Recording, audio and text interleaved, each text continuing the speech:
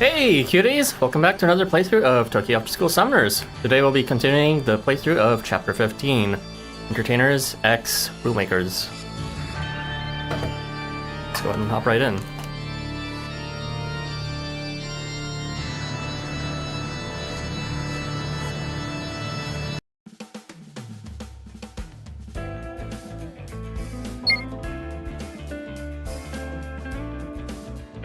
So, to give a brief recap of what we covered in yesterday's playthrough, it seems the actual guilds that Tianjin has been encouraging us to meet up with have come to fruition in this alliance where the Asakusa Gurus, the Arakawa Wanderers, the Ayama Missionaries, and the Ueno Peacetamers have all coordinated in order to infiltrate the various entertainers' portals and flush out Oscar. So this is their counterattack, although it seems that Oscar has somehow slipped into purgatory along with us somehow. So that objective is a bit questionable right now, but it seems Loki is also going to be facing Aura Mazda and I forgot who else, maybe Christine. But yeah, welcome to Jen and Oddly Rival. Let's go ahead and check out the battle details for today. So today's episode's first episode is going to be No Part to Play Part 1. And it is a battle with Oscar, interestingly, in a... what is that map size? I think that's a small map, surprisingly. Just us versus Oscar in a small map, Okay, sure. As usual, let me know if the sound is fine. Let's go ahead and hop into battle.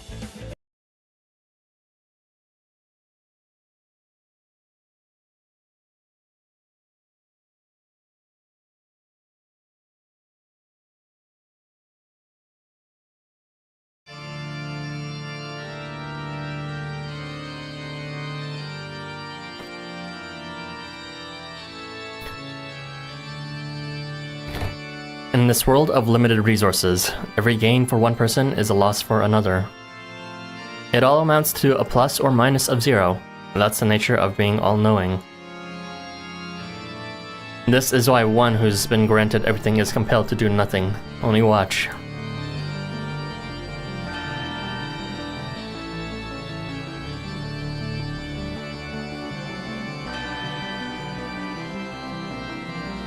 Looks like everyone's bowing to their orders. Ooh, and even those who aren't necessarily submissive.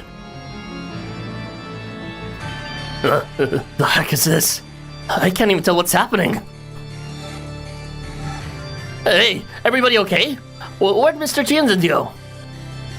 Did the old geezer seriously run off somewhere again? What in the hell goes through that fossil's head? And why is it so hard to move right now? It's like there's some otherworldly pressure holding me down. What's this? Addison's arm. The limb August had been clutching to his chest is now gently floating up into the sky before his eyes, while he remains frozen in place. Father.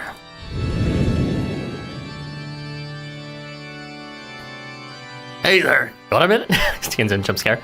I'd like to have a little chat with you. Whoa, when did you get here? And are you talking to me? That's an affirmative, little jackalope. You keep saying the word father. Do you mean to say that being is your actual father? Yeah, he is. He's the only one who gave me, he's the one who gave me life, who birthed me. He is my father. His face, his voice, the atmosphere he projects. It's definitely him. I'm certain of it. Though someone has not a sliver of doubt that this figure is his biological father, who had previously disappeared, leaving him all alone. Everything he'd ever known is within this being. Everything he'd ever wished for is within this being. Okay, I mean, though someone, sure, that's fine and all, but like, do you not see our arm floating in space? Does this, like, do you not even care anymore? Jeez. Rude. Oh, sorry, welcome back. Well, would you permit this old man to offer a bit of unsolicited advice to a young dragon wolf? Just remember that nothing in this world is certain, because if anything were, the world would have no future. Uh-huh. If you're judging solely from sight, then should you look not for what's there, but for what's missing? What? The old man disappeared? Where did he go? Ruby text. How am I supposed to handle that? I'll just read the main one. Solomonus, we congratulate you on this occasion of our birth, O great spirit of King Solomon, Ars Almadel Salmonis. Is that his full name or something?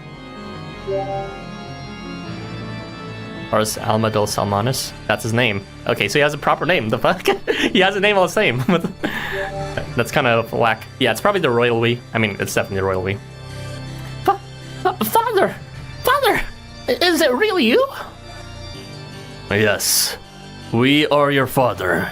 It's good to see you well. Housamo Mononobe? Terminal of ourselves made of memories passed down upon our travels to the Far East long ago.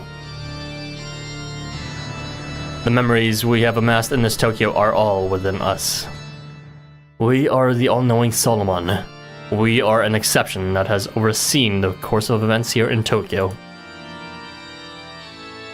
Despite the weight of his words, Housamo Mononobe retains a perfectly, unflinchingly gentle and caring expression as he speaks them.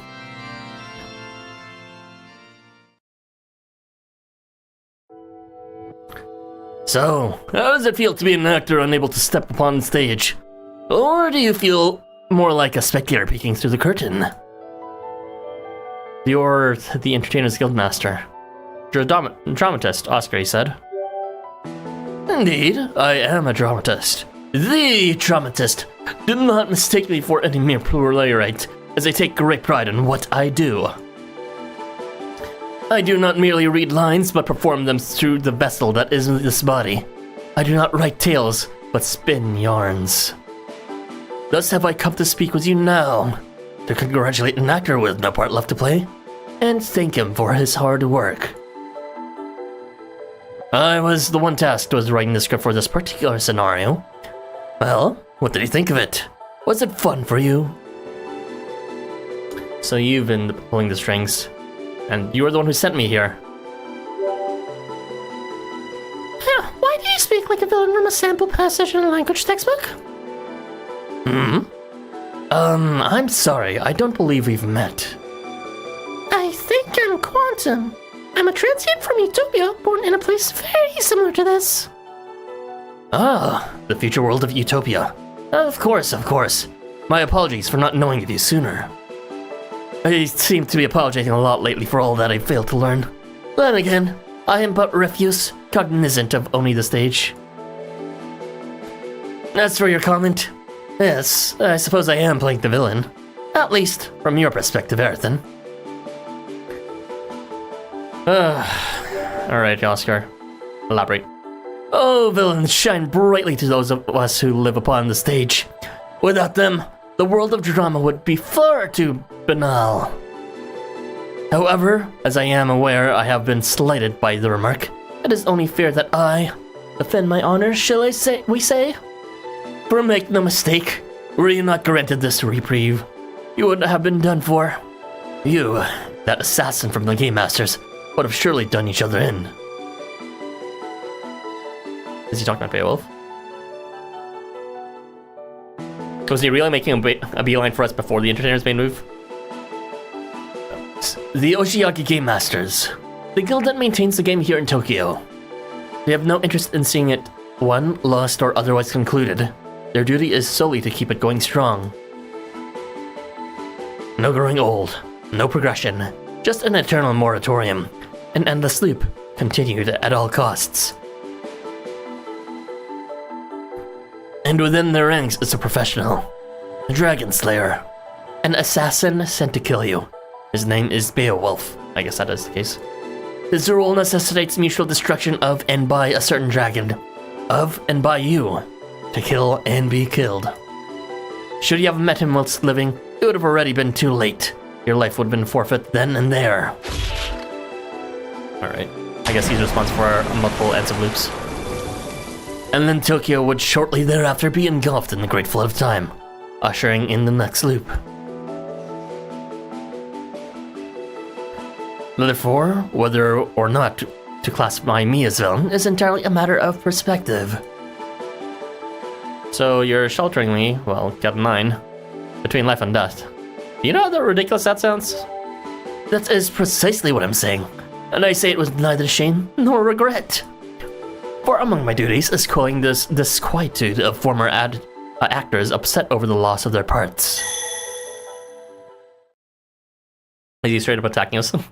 So, as theater manager, I wish to request but one thing of you. That you merely sit back and enjoy the show from here. With this, Oscar raises his cane and points it directly at you. You think I'm just gonna accept this?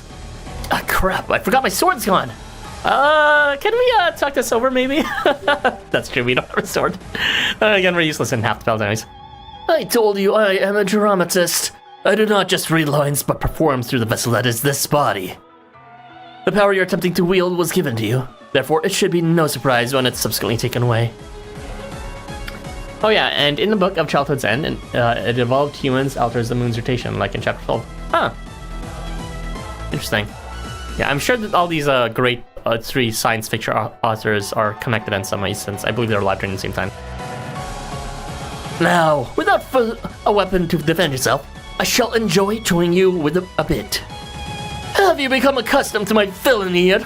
As a veteran of the theater, I'm certainly grateful for this opportunity. I have no choice. I have to run. Quantum, you run too. If we're going to battle, I don't know what we're gonna do. Are we just gonna survive? I mean, we can't run away. He has all range. Never mind. If he's forced to move, then he won't be attacking. Survive for 3 turns. Rulers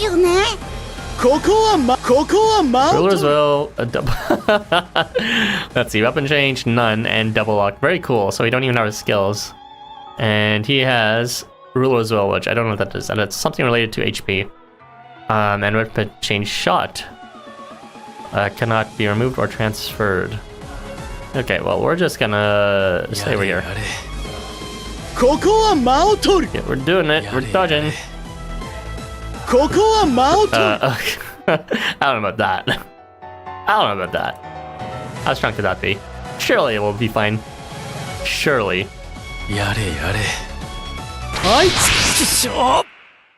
Living.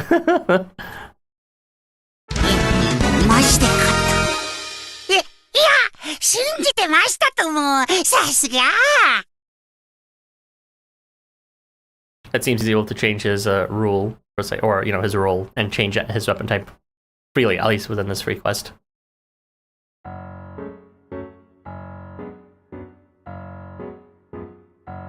Welcome, welcome. You are the Rule Makers, allies to the Yokusho entertainers, no? I'm Officer Nobumichi Kenpachi Unikai of the Special Judicial Constabulary. And I am a Supreme Judge of the Chuo Rule Makers, as well as World Representative of Mid-Earth, Ahura Mazda. We wish to pay formal respects to our new partners on the occasion of this newly established guild alliance. Oh my, such courtesy. I'm Loki, a guest of the Yokusho entertainers. The guildmaster is presently away on business, I'm afraid. But should you wish it, I can serve as proxy in his absence. But did you not just say you are a guest yourself? Sorry, it's rude of me to question. Outwardly, Loki looks for all of the world like an escaped convict, restraints and all, giving Nobumichi ample cause for skepticism.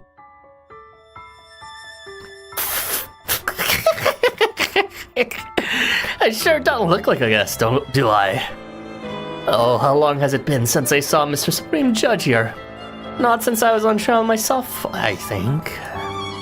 How does it feel to be sharing the stage with the criminal you once sentenced? What? The rest of my term is to be carried out right here, in fact. Maybe it's fate that we are able to meet again like this. Loki's tone carries no bitterness or regret. He's simply reminiscing openly and jovially with Ahura Mazda. Right, so your career has been on the up and up this whole time, honestly.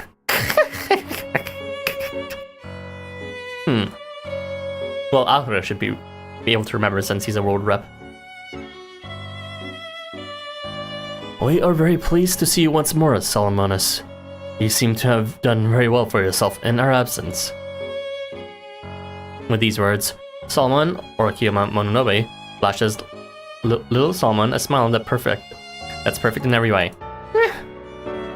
There's not a shred of deception or pretense in the expression. Its flawless gentleness and warmth should be enough to put even the most hardened hearts at ease.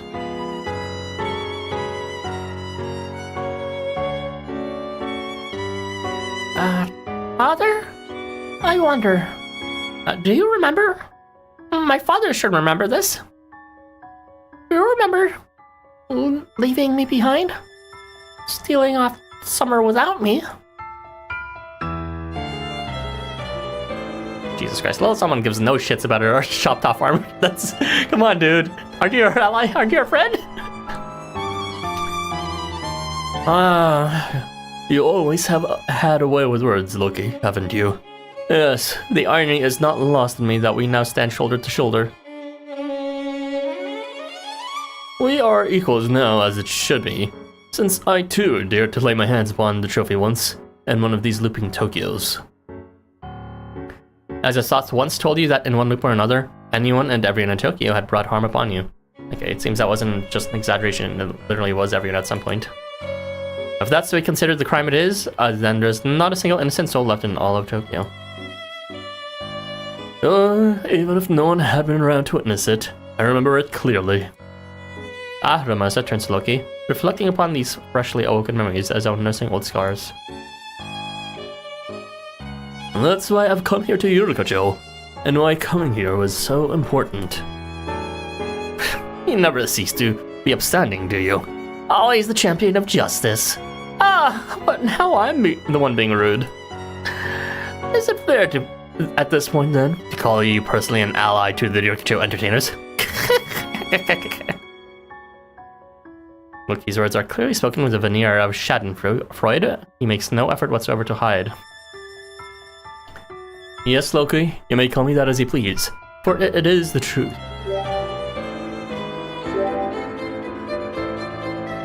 Ahura Mazda doesn't miss a beat, showing almost superhuman restraint by retorting cordially with a confident smile. So everyone in the city just killed each other, killing us in the loop. Yeah, that's... I mean, that was made clear within Chapter 9, I believe. Or Chapter 8, actually. No, Chapter 9. Chapter 9, yeah. One of those two.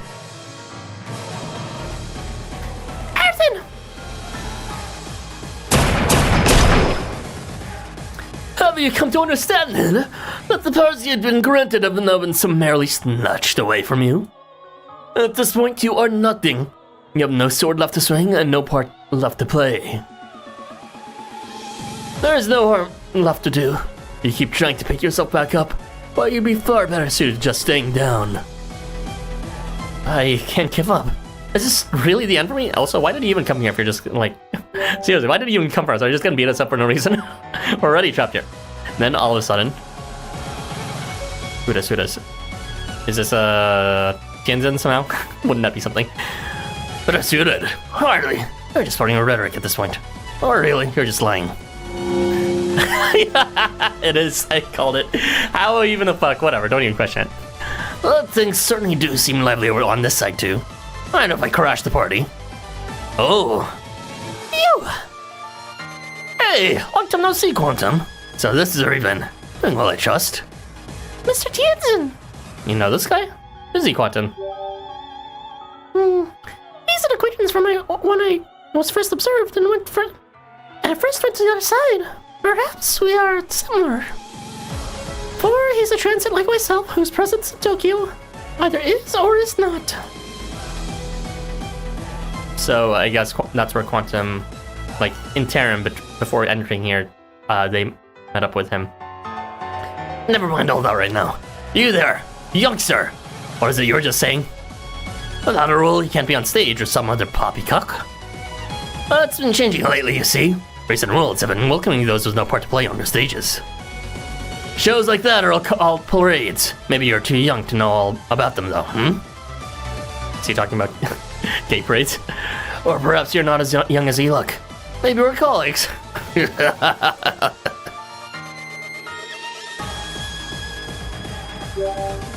I've been introducing myself a lot lately. My name's Tianzin, and I'm here to invite everyone to parade, Arthur.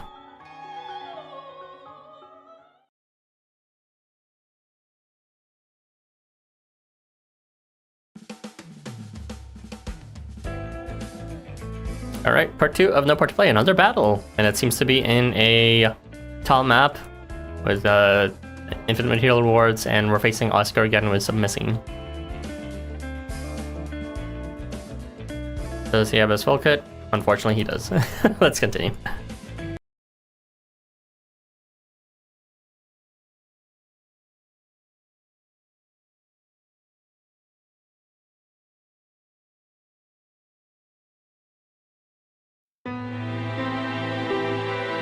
I was once asked, is it possible to be nowhere at all in this world? Or maybe this is quantum.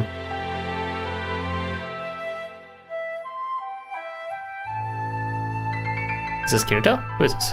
Oh, it's Mononobe. In my capacity as a teacher, I remember meeting a boy after a certain grave incident occurred. According to him, he was a nobody. Someone completely useless who was nothing to his name but a small knife. But it just so happens he saw me at a time of unavoidable happenstance, and I had little choice but to engage with them. What did you say? In order to put everything in its proper context, I began telling that boy about the system here in Tokyo. That's when he first learned it, I see. About how everything loops, and how even those who die are brought back to life. Did Kirito always know then? I mean, there's no way he would know if his artifact wasn't what's called a pillar, which I don't think it is. But it seems that he was referring to that earlier when he talked about learning about how everything's pointless. So he should be able to know somehow. About how everything loops and how even those who die are brought back to life. And now everything just keeps repeating. Again and again. Oh, I see. I didn't know any of that. The boy despised this 2-bit town and had always wanted to disappear from it. To him, life in this world was nothing but pain, as he perceived himself to be generally ignorant and incompetent. Learning that this world is stuck in a loop must have been a real shock to him, only furthering his sense of despair. Because now he knew that even if he were to take his own life, it would just wind up being reset again and again. Ugh. Since I've made him aware that he's being forced to repeat the same events over and over. Ultimately, even as a teacher, I wasn't able to do anything at all to help him.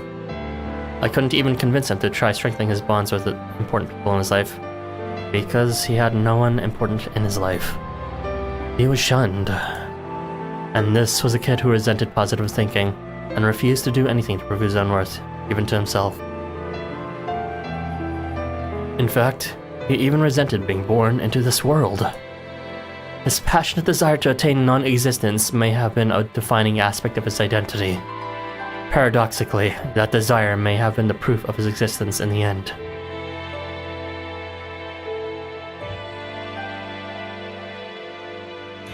That's really sad.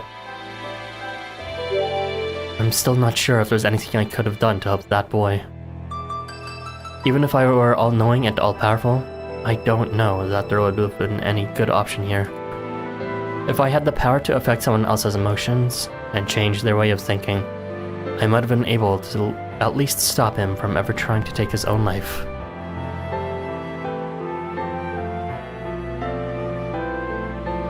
But if I did that, then in a very real sense, he would actually cease to exist. I still think back on that encounter and wonder if there's anything I could have done differently. Yeah, it's a bit of a paradox. If he wants to disappear, if he wants to die, if he tried to change that, then he's no longer himself. He just wouldn't be him at that point. Must have had it rough then.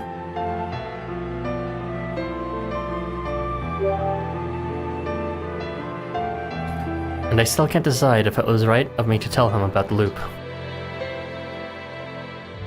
I don't know where he is now, nor what's become of him, or how he's getting by. However, I fear I can make a guess. I suspect he's taken upon himself to cut off anyone who tries to help him. Oniwaka? He pushes away. Yeah. Babylon and Sursuit? Yeah. Backstabbed them too. Ark and Azathos. Let's push them away as well. To sever all ties with this world and become no one at all. He may even be on the brink of becoming invincible by now. Invincible.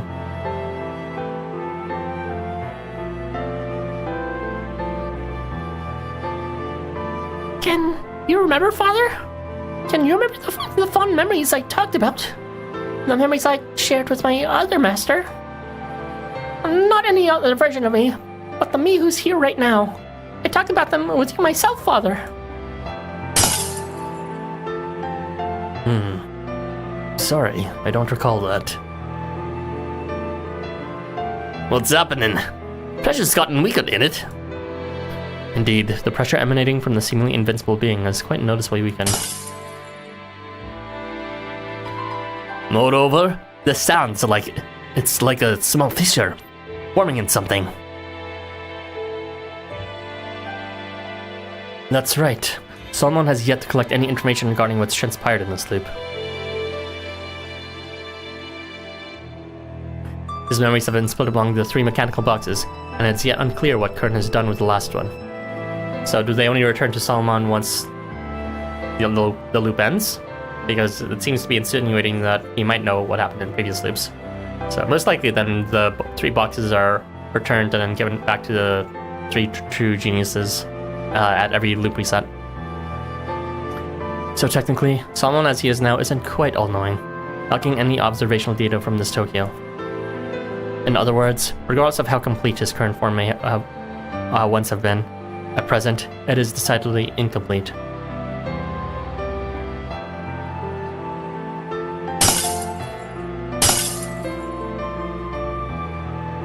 Is that?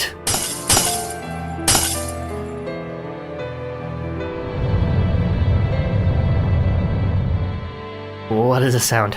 Like something being chipped away. It's wavering. This temporary otherworld, the backstage world created by the people of Yurikacho, is losing its integrity.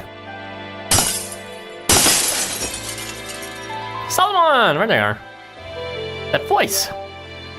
A void of non-existence opens here within the backstage world, and through the emptiness, a familiar voice rings out. There you are. After you left, Father, I was alone in that world. And while I was crying, my other master came to me.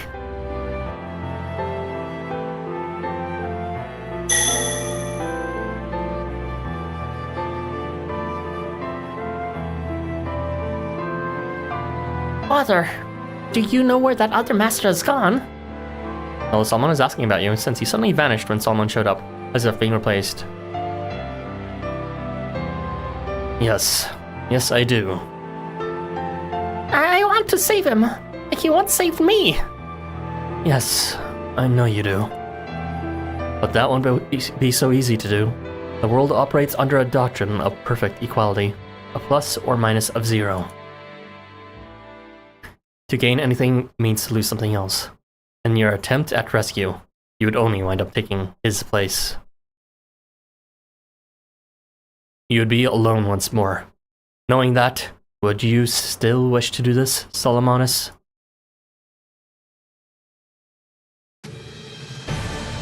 Yes, I would. My close music. Hey! You would choose to go through that again. You suffered such unbearable loneliness, did you not? No, Father. It's not the same thing this time. Because I know my master will come to save me if I go. I know he will. Aw, we will. We totally will. So are we taking his place now? It's a portal, I think? Oh, what a strange form it's taken. I guess we'll be resolving this in the chapter to Solomon too. It can't be like delayed to a different one, I'm sure. But it seems that we traded places with what's it called? Solomon, and now we're little Solomon's trading places with us, and I guess at some point we need to trade Solomon back with little Solomon. That's a bit confusing. Solomonus with King Solomon. That crevice probably connects with the main stage of Tokyo, where it usually came from. But before you leave through it, there's one thing I want to tell you. If you go back as you are now, you may very well find yourself unable to do much of anything. What do you mean? That missing arm of yours. If you go back, you'll be switching places with it. What? Oh, so that's how we're speaking. I guess that makes sense. There's no way Solomon be going by himself without the, I guess, sacred artifact or the ring he was summoned from. So when enemies come attack you, you won't have your sword to fight them off. And you won't be able to come to anyone's rescue. You can find yourself thinking, maybe you'd have been better off staying here instead. If you're gonna be so powerless anyway. And that maybe it would have been better if you'd never gotten anyone's hopes up and just stayed in the sidelines. Think you got you to look past all that and go back anyway? Okay, then answer me this. Why? Because it was never about fighting.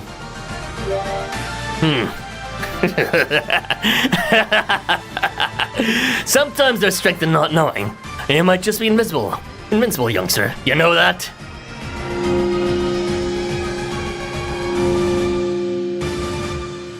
Oh, don't look now, but it seems all the fuss has attracted a bit of a crowd. Can we have teamed up with Quantum instead? Guess I'll go with you, youngster. That old Tianjin here show you the way home. The road is long and far-reaching, after all. But just keep on moving forward and you'll reach your destination.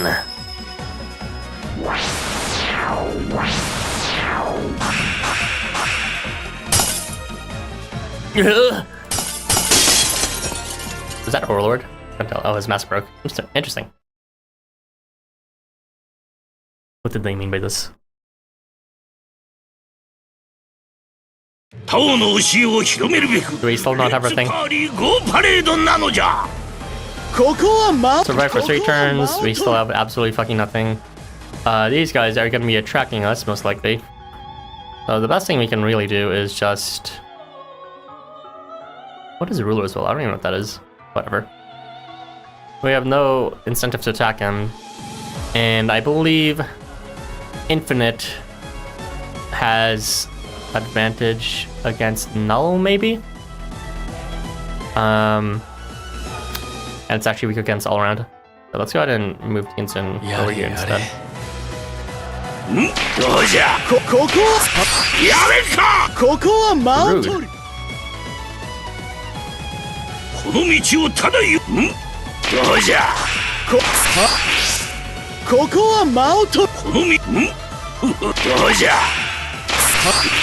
good. 勝った負けたも相手あってこそのものじゃ。その境にある中道、それを忘れぬようにな。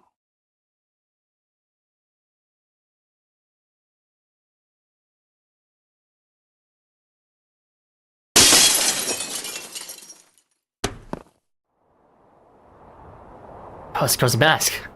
So that's what you look like beneath it. A bit more seasoned than I expected. So, you've caught a glimpse then, have you?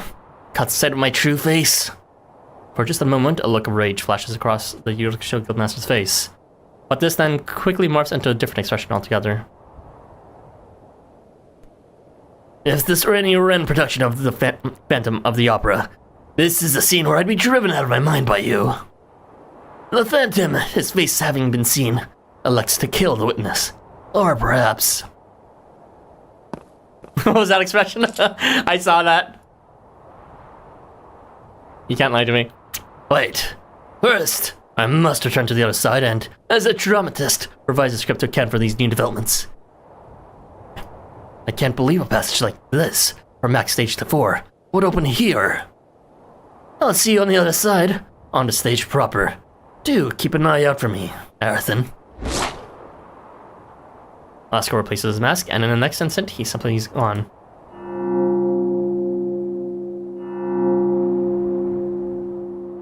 Right. We'd best right now. That portal to the other side is only big enough for one. Oh, only one.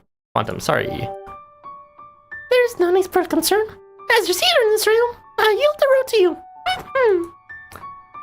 Besides, I believe that fissure opened specifically with you in mind. I'll continue searching on this side for the original Watcher. Safe travels to you, Arathan. As for me, there is no to worry at all. I'll be with you anyway. Can I ask one last question? Why did you both save me? Well, stranger or no, our fates are intertwined. Sometime, there's a link between us. And, well, that's enough for me. For Or maybe it's because you remind me a little bit of someone else I know. Once upon a time, that someone else was very kind to me. So I'm passing that sentiment on.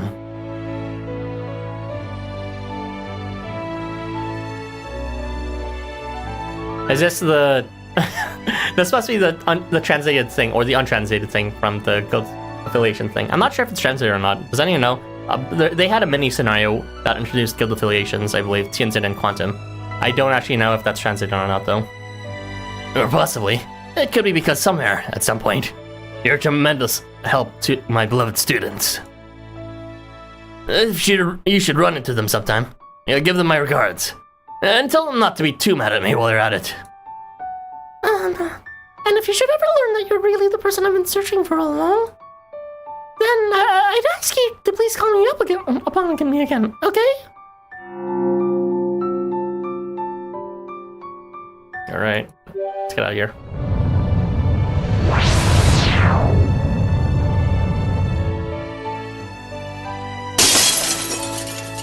No, Salman, goodbye.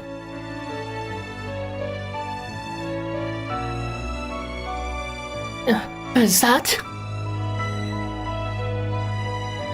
Hey, I'm back! While I'm in the air, I'm falling! With a sword and one missing arm, there's nothing you can do but fall. You're powerless to stop yourself, and then the game ends as we die. Earthen!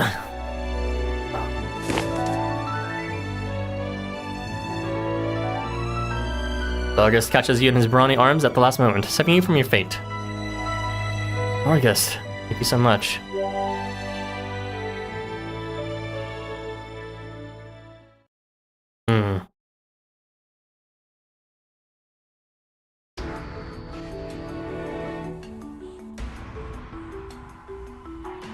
Oh? So the mark that got away has come back with bells on. Seems even the entertainer's best efforts to hide you somewhere far out of reach were not good enough. Best get that neck of yours loosened so your head comes off a bit easier, trophy. But don't worry, I'll read your last rites. Wow, he sensed us immediately.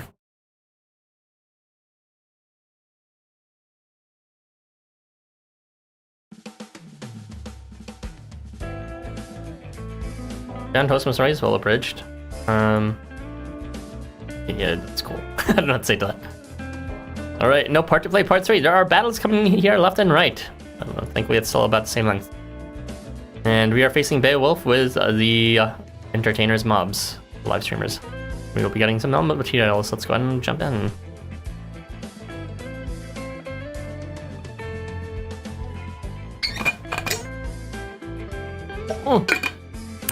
Ally points. Give me the ally points. We're facing Beowulf. He does have some debuffs that strengthen this thing. I believe it's burn or something. But let's just use Hastur instead. He can do some nasty stuff to him, I'm sure. Does he have guts, Pazuzu? I don't think he does. Yeah, if he doesn't have guts, it doesn't matter. Whoa, okay, we're actually building our own team. After all this time. Let's pick this one.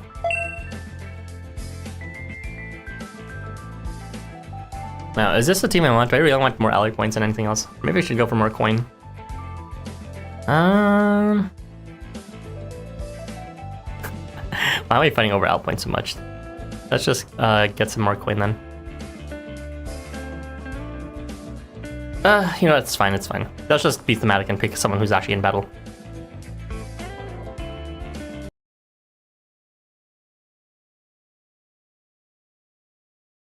That team, by the way, had like minimal synergy. The only thing it was meant for was boosting resources, so let's see how well this spell turns out.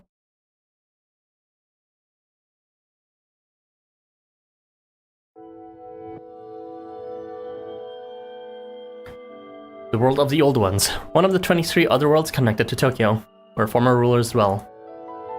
Also, the place from where the transient Hastur, a high-ranking being with jurisdiction over the wind, hails. Though he willfully complies with his summoning by humans. Despite regarding them as inferior race, He also serves as a mortal enemy to the crater as its offspring.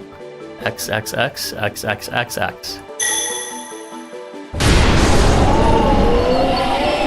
He is not unlike a walking biohazard, as he brings with him winds bearing illness, insect swarms, neurotoxin gas, and drought. He cannot ordinarily even coexist with humans, in fact, for if the thought should ever occur to him, he could very well destroy human society on a mere whim.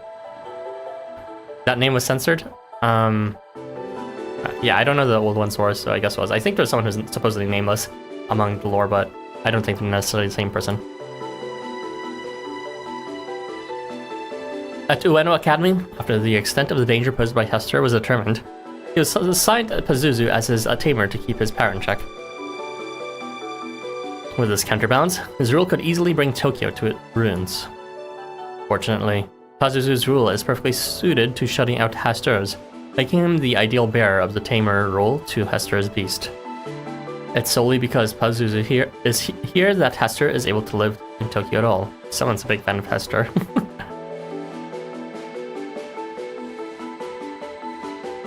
Yes, the Ueno Beast Tamer's researchers, including Labe and Pazuzu, know all about this. They're well aware that when the societies and biologies alike are encapsulated within a system, it's not strength, but stability that determines the system's long-term success. Those who possess a dangerous power need others who can help weigh that power down.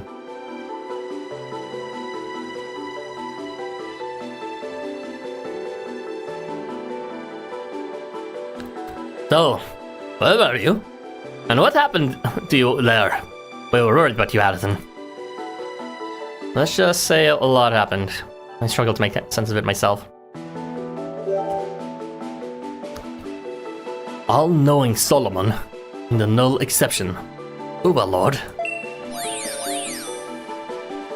At any rate, we need to let the others know that the guildmaster of the Shinjuku Summoners has come back. Oh! We're surrendered. In the middle of the fight. Yuriko, now under the volatile mix of influences, has descended into a state of rampant chaos so quickly that it has escaped notice till this very moment. Where's Mr. Mononobe? Where's Solomon?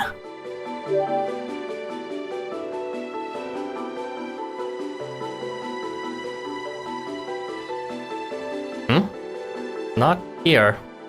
But he was just here a moment ago. The second I look away, he's gone.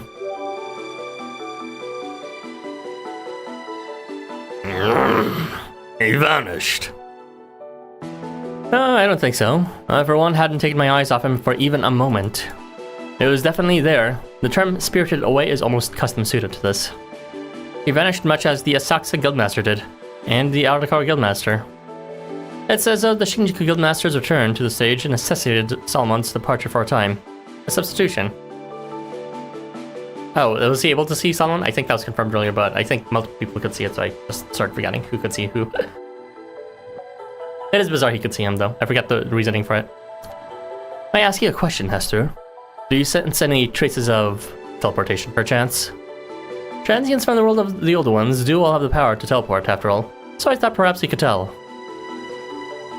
You're talking about that thing you're Lathotep, second creepiest after XXXXXXX, like to use all the time. No. I'm not sensing anything like that. And if that sort of thing were used, I, Hastur, would indeed be able to say. Alright, thanks. That's good to know. Bit by bit, the seeds of the stage are starting to crack. Wait. Pazuzu is staring intently at the spot where Solomon should be, his focus unwavering.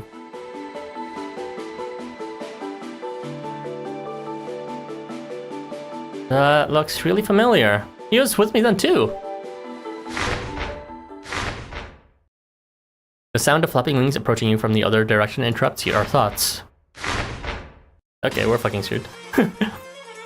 There! There he is! There he is! Let me down, Raven!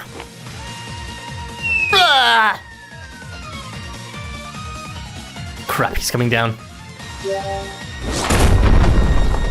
Salutations, trophy! Have you come back just to fall into my clutches? Who the hell are you? Come on. I mean, we don't know their face to the name yet. Beowulf of the Game Masters.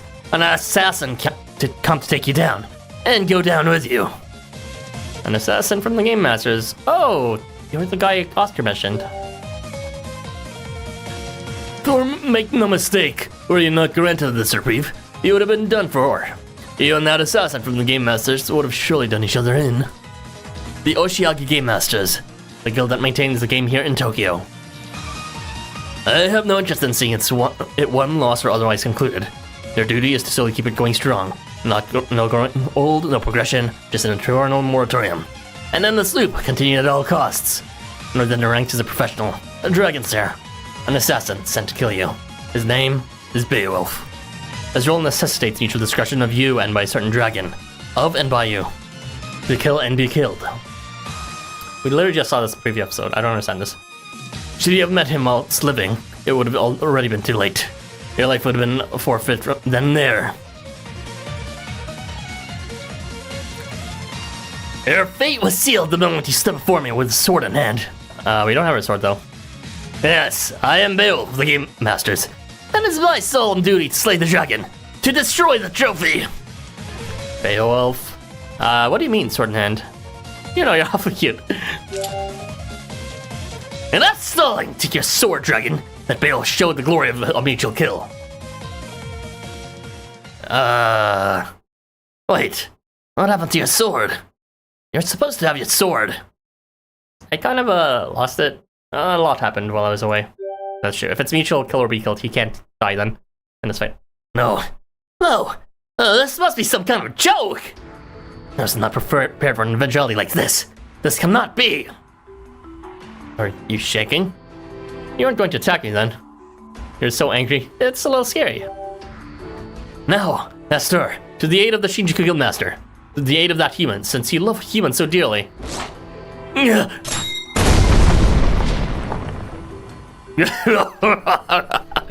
Look on with fear and awe, human. As higher-ranking old ones, Esther saves your skin. Old one, Esther? Damn, you are fly. I'm pleased to hear you say so, human. I mean, nothing. I said nothing. Big tsundere. A heart yellow for me too. Name's Pazuzu. I'm establishing an alliance with August and many others. Bottom line, I'm on your side. Pazuzu of the Beastimers at your service. Well, nice to meet you. Happy to have your help. Ooh, Pazuzu, you're just divine. Oh my. You're not so bad yourself, little lizard. I'll have to give me your number later on. Is that the connection? He likes our lizard. Under ordinary circumstances, there'd be a snowball's chance any ahead of me coming to a lowly human's rescue. But since Pazuzu was crying and begging for my help, I has to have seen fit to... Seen fit to... Oh, what are you looking at? I have something on my face. Impossible! Can sleepy old fool like you be here? XXXXXXXX. Esther screams at a name that human tongues could scarcely pronounce. Okay. Glitchy sound, I see. What are you talking about? Wait, haven't I heard that name before? I just thought I'd mention it. It's one of the 23 souls, the 23 memories within you. A descendant of Azeroth who created the old ones. Who hates streaming? That's my best impression of alien noises. What? No, wait. That's where I'm to rescue you? That can't be. It's just impossible. Look at you. You're clearly human. Or at least we're human. What's going on here? I've never heard anything like this before. Yeah?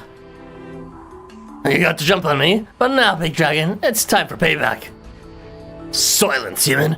Can't you see that I'm busy? Besides which, I'm no dragon, and I'll thank you to not refer to me as such. I, on the other hand, thank you very for saying it like it is. My beast tester is indeed a very big, cute lizard. Enjoy! You shut your mouth, Pazuzu. The situation is big enough mess as it is, and you're not helping. Somebody tell me if this creature's a dragon or not, as that's rather important for me.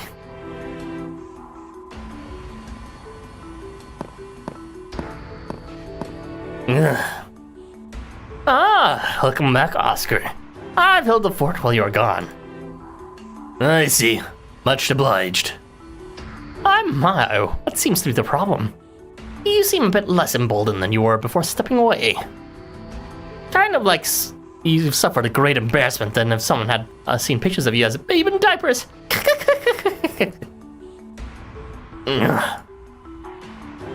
Oh, the vainer the airs you put upon yourself, the more it stings when they're stripped away. I'm reminded of King Iger's banquet.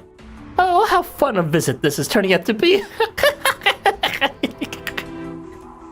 Oh, by the way, I've been watching the live stream. It seems as though the stage, Irokacho, has turned into quite the madhouse.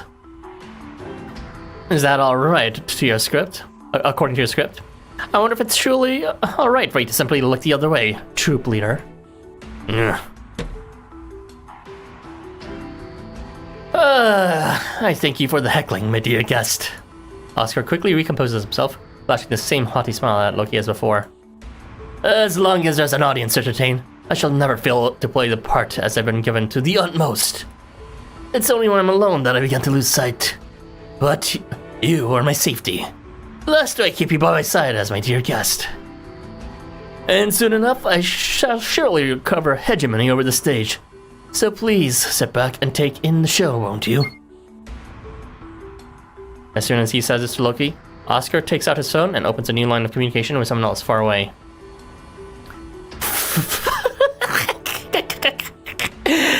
As you wish. May things proceed apace for you. Yes, Tur and Ksul are half brothers, so Thunder broke on Lizard wrote. That is an interesting combination of words. Hey, the bears are here. We the bears. Soldiers of the Yorkshire entertainers suddenly begin advancing upon your location as though they've just received a specific directive to do so. Crap, here they come. I don't know what's gotten into you, but there's no time to gawk. Silence! Whose fault do you think it is anyway?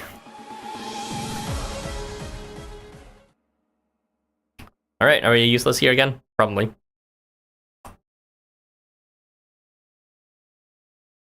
Alright, never mind. We brought our own team. Alright.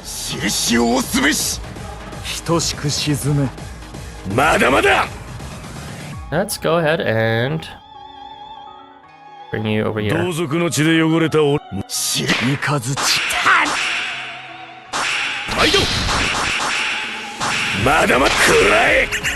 Deleted. That's possession. That's funny. The one person he possessed, he's attacking now. That's fine. Alright, let's go ahead and get rid of you over there.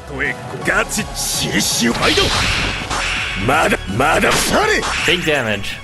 He got funny.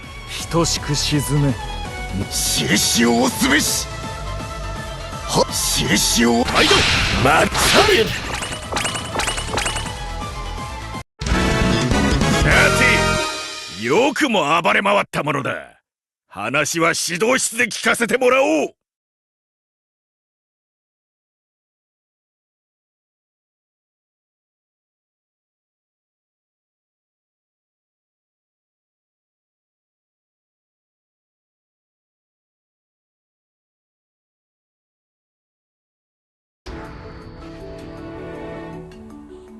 Beowulf. A human member of the Oshiage Game Masters, one of the guild's tasked with administrative duties for the game here in Tokyo. Or rather, a member of the Oshiage Game Masters who is supposed to be human. Originally, he hails from a non-existent future version of the otherworld Yggdrasil that isn't supposed to be connected with Tokyo at all. Huh. They did mention that a future version of Otherworld Yggdrasil that isn't supposed to be good. They didn't mention that supposedly someone accusingly Loki created a wall around Yggdrasil, I believe. And that caused issues of it not being able to bear in the era of humans. So maybe Beowulf is supposed to be from that future. Probably, honestly. And as a man without a future himself, Beowulf's driving desire is merely to keep fighting on forevermore. It was to serve as a control unit, or safety, for the Game Master's trophy that the Game Master scouted him in the first place. If ever the game were to enter an unmaintainable or virtually unmaintainable state, it would be his duty to destroy the trophy and thus forcibly bring the current loop to an end.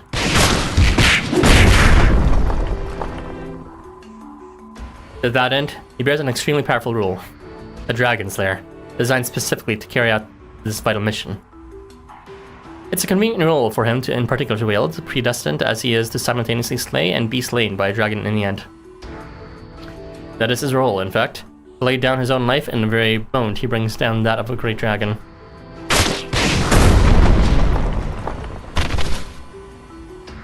This is an indispensable condition to ensure the stability of the game in Tokyo, a safety feature of sorts. Because his existence is such a notably powerful one, he could easily disrupt the game all he wishes to otherwise. So Beowulf was thus shackled with the condition that if he destroys the trophy, he himself must fall as well.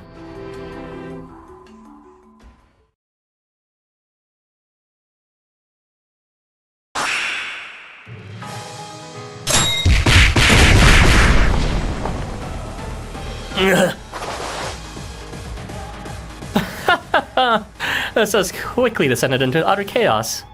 Yes, it seems the game's master's assassin isn't quite able to properly unleash his power. Though the same could be said for my little lizard, Hester, when his opponent is human. What is even happening to you right now? Pazuzu, can you explain? Don't tell me that.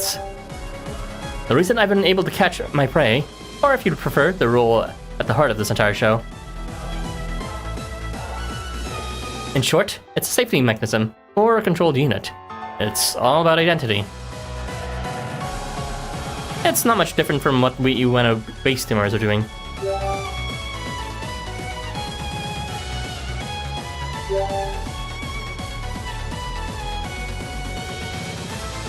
I've always wondered why there were two administrative guilds in this game, but the answer is rather obvious when you think about it. They keep each other in check. If one should step over the line, the other will push it back. And seemingly benign actions like rallying others or wearing masks are, themselves, a control mechanism of sorts.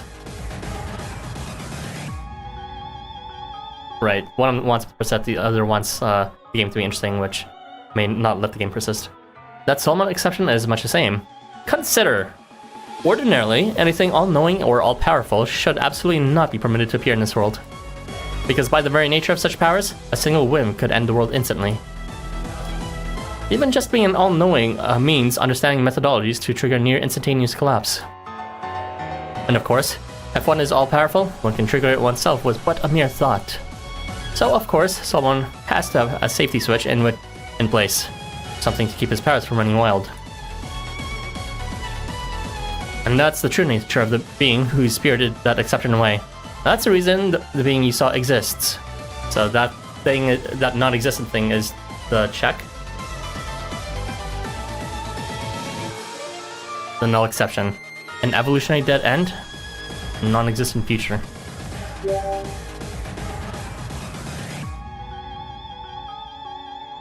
Alright, elaborate please.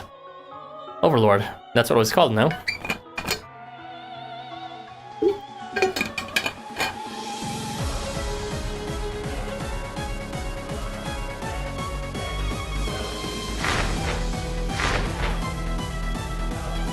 Is that? After all this time, I still don't know how Raven sounds. I need to look at this voice up after this. And that being overseeing Beowulf's fight and all the rest of the happenstance occurring on the stage owns its focus in on one particular area.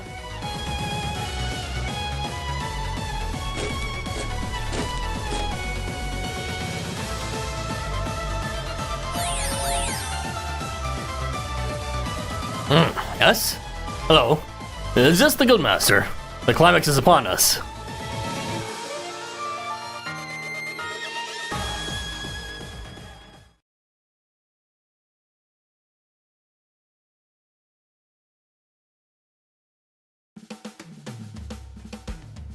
That's a lot of battles.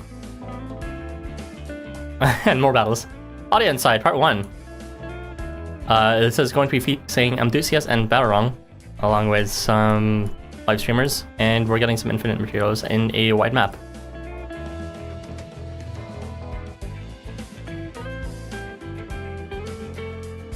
Does this mean we can just finally pick our own team now? I'm glad that we can finally pick our own team.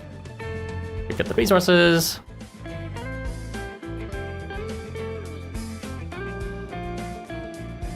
I'm kind of morbidly curious of how much ally points I get if I just stacked everything for ally points. That'd be like, let's see, 200. There's like 5 in total, I believe, including support. Well, you can't do support, so it's 4. So that'll be just like 500 total. Whatever, I can miss out on it.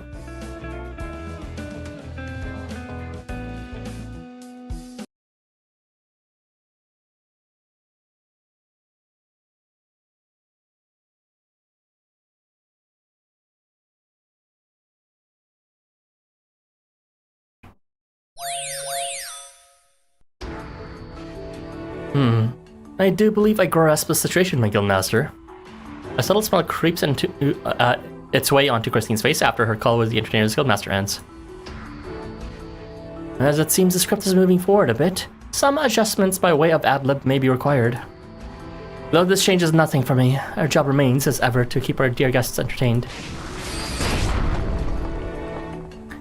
The first shots of a new battle taking place somewhere in the distance reach Christine's ears. And it may finally be time for the scene change over yonder as well, to bring about a new climax. But that I shall leave to Barong. He is well suited to scenes of this nature. For he is a pro among pros, truly one of the entertainer's most prided members.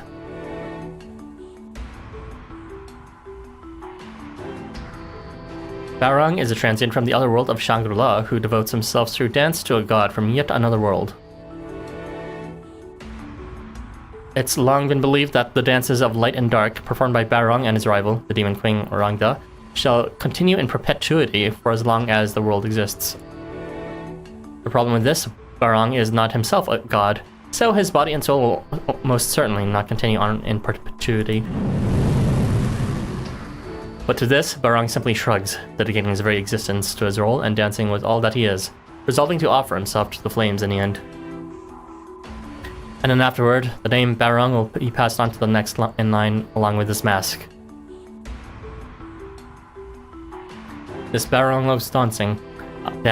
He enjoys nothing more than showing his moves and seeing the smiles on his guest's face. He loves being a commodity and wishes for nothing more dearly than to be consumed. If there's anything at all he can do to please his guests, he'll do it, no matter what it may be. That is his personal credo as an entertainer. It's the very root of his identity. It's the proof of his existence. Lots of proof of existences in this chapter. That's something only he and this whole wide world can offer. And it's such a strong tenet of his being that in his dying moments, he would gladly see his body and soul erased from the world if that's what it took to please everyone.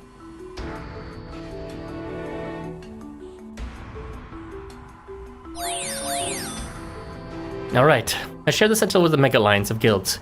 Do you understand the situation, Nathan? Not at all, but let's just go on.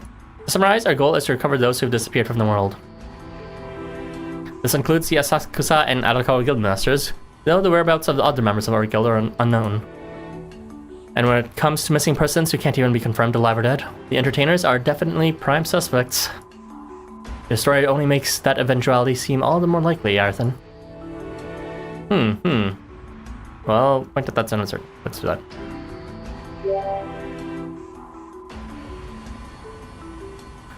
Consider the exploitative ability afforded the administrative guilds. Oh, sorry, this was talk. Consider the exploitative ability afforded the administrative guilds, which sees them able to assign and remove rules at will. By using that, you yourself were sent off to who knows where until just a short while ago. A backstage area of Yurikcho. That's how the man you spoke with regarded it, no? And therein, you saw countless shadows of figures who were presumably among those missing and feared dead here in Tokyo.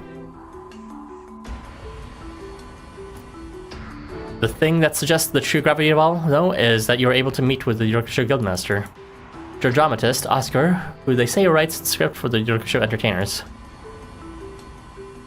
If you can work out which portal he's sheltering at, you may be able to apprehend him and expose the truth of these vanishings. This is not to be a fight. That much must be understood. At any rate, that's what I have to say, as a stand-in for our guildmaster. As an ally, is there anything else you wish to ask? Where is your guildmaster anyway? Yuma, I believe his name was? Ah, he's leaped off on his own, as he is wont to do. Wait, have you met him before? Have I mentioned him by name? No, I've never met him or anything. I've just seen him around.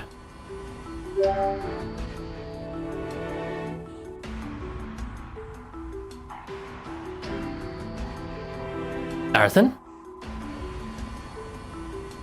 Huh? What the? Can't move my body.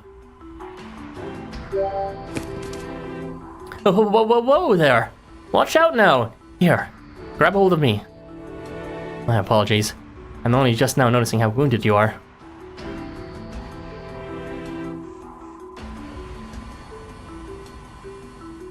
Pazuzu. Very kind. And very warm. Feel like I just might fall for you. Well, I am renowned for being especially caring when it comes to cute little lizards. That aside, however. Pazuzu momentarily turns his gaze down towards your missing arm. I loathe to speak this aloud, but as you stand right now, I don't think there's much you can contribute to the fight. I don't mean to step on your toes, but all things considered, I'd suggest you get behind me.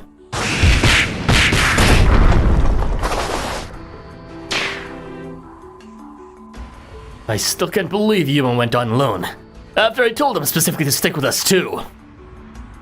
Oh, why does that human always insist on ignoring your advice and just doing his own thing? You know as well as I do, Hester, that everything our guildmaster does, he does with the intent of helping us. The problem is, he's never quite certain what he can do to that end.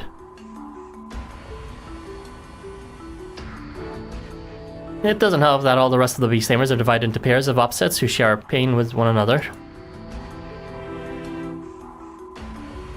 By way of our uncanny ability to analyze roles and roles alike, and work out the meta required to keep them in balance. That's what we do. We come to know and aid one another, picking each other's reins and attaining equilibrium.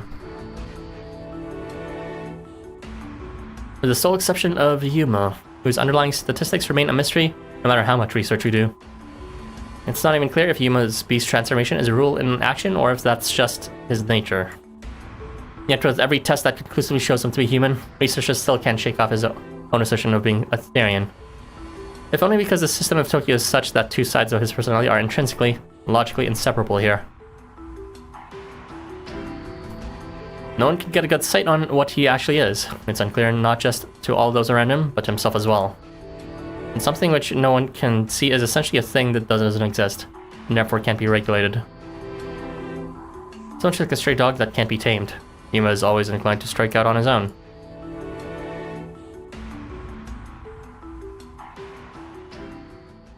This must make it difficult for our credo to be of any help to others to resonate with him. With no one else on his level, and no one else feeling his pain, it's hard to stop him from following his own whims. Double Yuma's. From less than a block ahead, a roaring voice that you can't quite put your finger on as either human or beast echoes forth. That was Yuma! That was her guildmaster! Closely follow Pazuzu, let's just... Wait! Stop! Pazuzu! And you, human! Or whatever you are. Yeah! Stay back and stay the hell out of her way, you bastard! You're the one who needs to keep out of mine. I grew wary of your interference.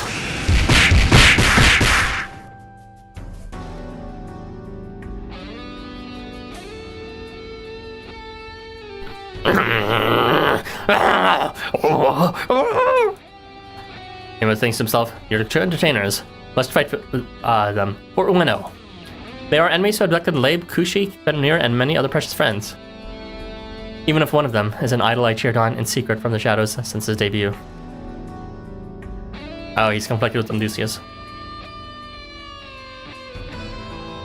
On lonely nights, I would always listen to that beautiful voice over and over again from my phone, and it always gave me the courage to go on.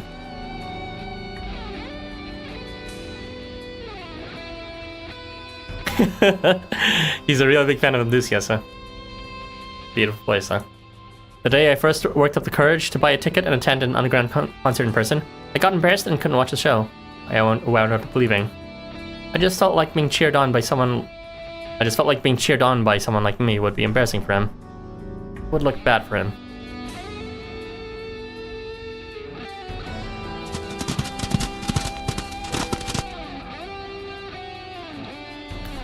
Why is he here? Why is he standing before me now? I don't get it at all. All I know is what the app is showing me, and it's showing me what guilty belongs to. I always just sort of assumed we were on the same side. Same team. I expected that to be the case. And those assumptions, those expectations, are now unexpectedly betrayed. Now Yuma, the beast, can't be stopped. Even with my claws and fangs, I couldn't even stop myself anymore.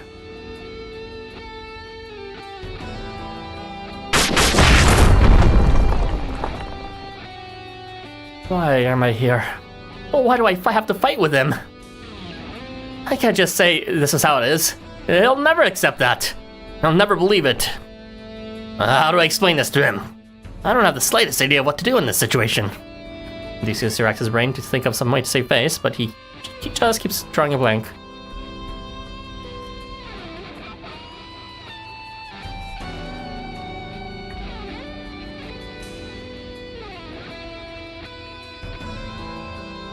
During his self-produced live concert, the gathered audience slipped out one by one. Aww.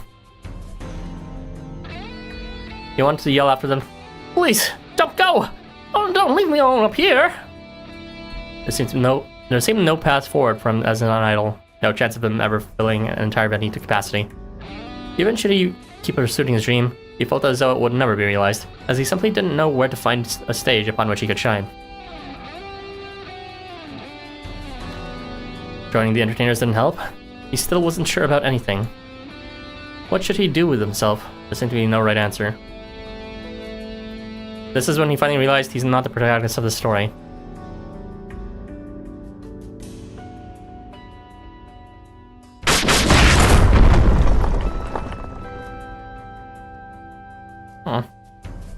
If you're the protagonist, you should be able to unleash a spectacular power that puts an end to the fighting. But he can't do that, because he realizes he's not the protagonist. He's nobody. While fighting, Odysseus keeps thinking back on the terrifying sight he just beheld a short while ago. To be able to just stop all fighting in an instant, effortlessly, is something he'll never be able to do. He has no way of proving he's in the right, no way of even proving that he didn't intend to cause problems. After all, can anyone in this world confidently proclaim that they're not at fault for anything? They're not in the wrong? Only a god viewing events from the outside world could make such a proclamation with any confidence.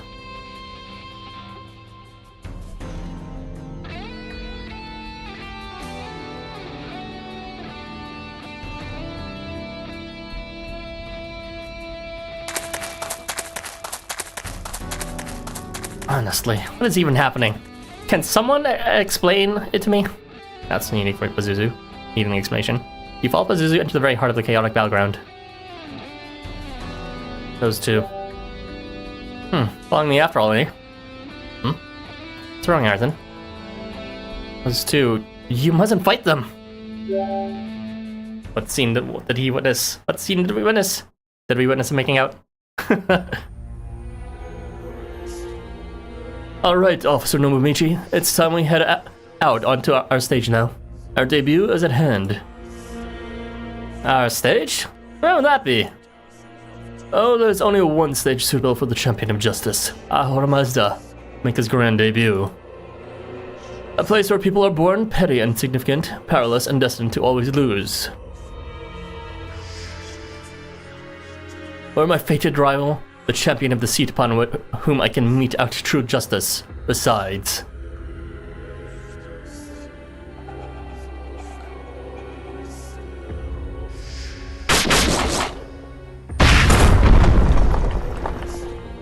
The two continued to fight, although while feeling a bit lost and unsure how they got there. Yuma? Pazuzu makes every effort to rush over to Yuma's side, who looks as though he could burst into tears at any moment. But someone else stands in the way, blocking him from reuniting with his guildmaster. Not so fast! I'm afraid I cannot allow you to interfere with my neeby's moment of growth here.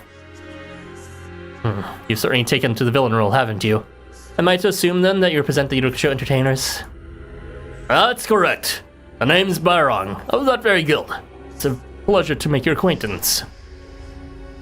From beneath his mask, the transient glares at the pensive enthusiast.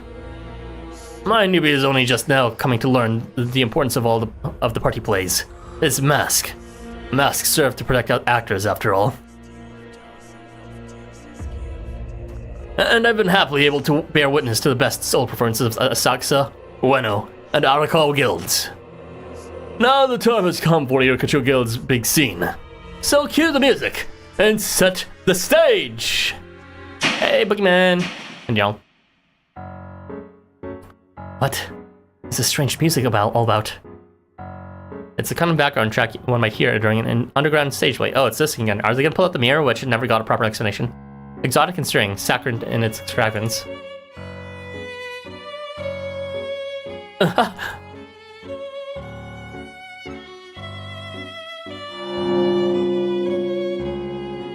Top-class entertainers know their audience as well. We know who watches us. And as long as we have that knowledge, it matters not who our enemies may be. It doesn't even matter if the show ends here, or if our own parts are cut short at that. What matters now is that our once-in-a-lifetime show is about to begin. I do so hope you enjoy it, my dear guest. Do be sure not to get up from your seat until the show is over. I must insist you watch till the very end. So dance with me, won't you? Come and enjoy our stage.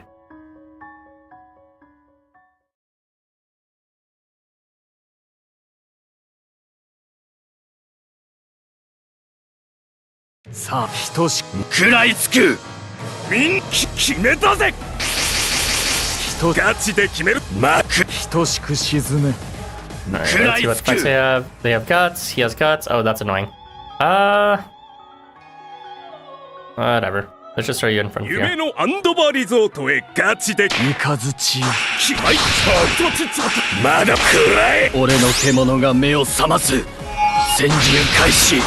サンサルバトルルーガル。みんなあげるぜ。決めたぜ。Ah, we're fine. You don't have guts getting to you. 食らいつく。That's funny. Volcan Chunka Negan gave us buff resist, guts resistance again. That's a bit funny. Unfortunately, it seems like he still has guts, although it seems like Amdusius doesn't have it anymore. We don't have any way of removing buffs right now, so we're just gonna have to deal. 食らいまだみんなまだ Yeah, he did. 暗いまだ伝説のヴァンパイアハンターかってさあなきっと人違いだろ俺はしがない学園教師さ Lots of battles. Audience side part 2. It is a large map with no material rewards, and we are facing Boogeyman! And you're allowed to tap.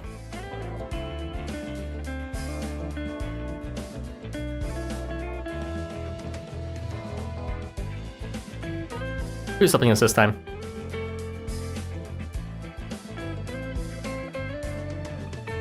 Oh, that's a lot.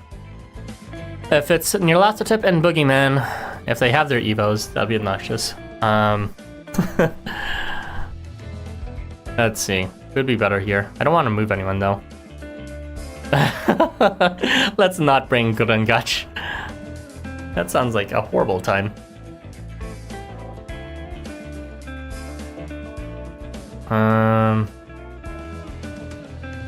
Could be good with bringing what's his face.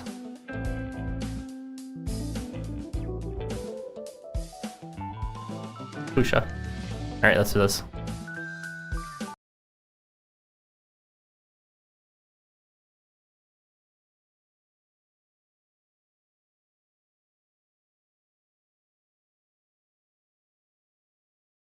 I just realized I forgot to do an intermission. Oh well.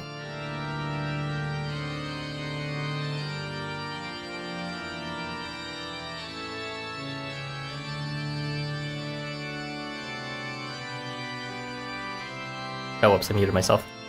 Barong is a transient from the other world of Shangri-La who dedicates his dance to a god from yet another world. When he exercises his rule, his fur covering his body turns pink golden color. This indicates that he has entered what's commonly regarded to be a trance or trance-like state. It's believed to be a sort of ritual in which he lets go of his sense of self, that he may offer his entire being up to his god. He has no doubts or misgivings regarding this role. All he feels from it is limitless joy. There's only one thing he wishes he could see before him with his own 2 eyes. The smiling faces of audience members enjoying his show, his performance above all others.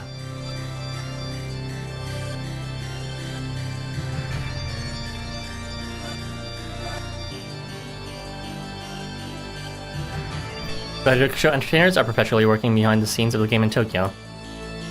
We have overseen countless repeating loops, and throughout them all, the spotlight has never once shone upon us. We do not get to stand up upon a brilliant stage, flanked by adoring fans. Missionaries, or Berserkers missionaries. We do not get an exciting climax scene to rally the crowd.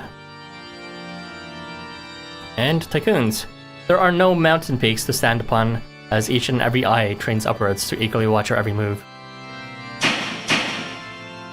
And yet we have always been acting behind the scenes. We always have had our own part to play.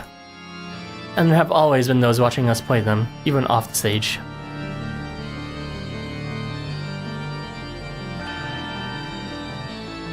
A stage with no audience is a tough burden to bear. That's the one thing we actors cannot abide. What if there's just one person, even one single person aside from ourselves? That's all it takes for us entertainers to play any part at all with aplomb.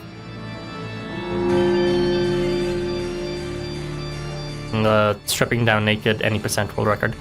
As long as anyone is watching us and enjoying themselves, there's nothing we can't do.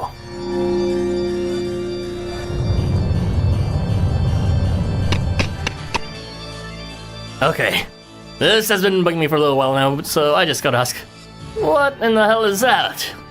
Otosumi Tono, acting guildmaster of the Saksa Guild, Gurus, points towards an undefined something in his line of sight with a wavering presence unlike anything else he's ever felt before. We've seen like Overlord kind of overshadowing quite a few people. I don't know what it means necessarily. I thought they were just referencing him, but I don't know. Actually, come to think of it, I have felt this before, haven't I? It has a certain strange familiarity to it. Like, when you think it's not there, suddenly it is. And when you think it is, it seems to just vanish to somewhere else. Ah, that's what it is! It reminds me of that old geezer back at Ulonichi. Same exact vague sense of a presence. Yeah, he finally got out. The banner is coming out tomorrow. That'll be exciting. Quantum, there are several different types of us. Of those like you and me, who can't exist in Tokyo for long periods of time. For starters, there are those like me who are a bit larger than the finite scale of the world. Yunzun comes from the other world of Penglai and is a firm believer in roads extending beyond the horizon into infinity. Often he is even equated with Tongxian Jiaozhu, the Grand Master of Heaven. The second type is those who have no way to prove they're living in the world at all. That would be souls like you, Quantum. Yourself unable to determine if you're alive or dead. Translations like you cannot exist without other beings separate from yourself observing you. But now that someone has seen you for the first time, you can finally go to Tokyo. Mr. Tianzin, he said there are several types, and that suggests more than 2. What's the third? The third and final type is the omniscient and omnipotent. Those for whom everything is known and anything is possible. The problem there being, when one's area of expertise encompasses all, one is neither needed nor understood by anyone else. If the totality of the world equals 1, and omniscience and omnipotence equals 1 as well, then what need is there for others to observe them? It's a contradiction of terms.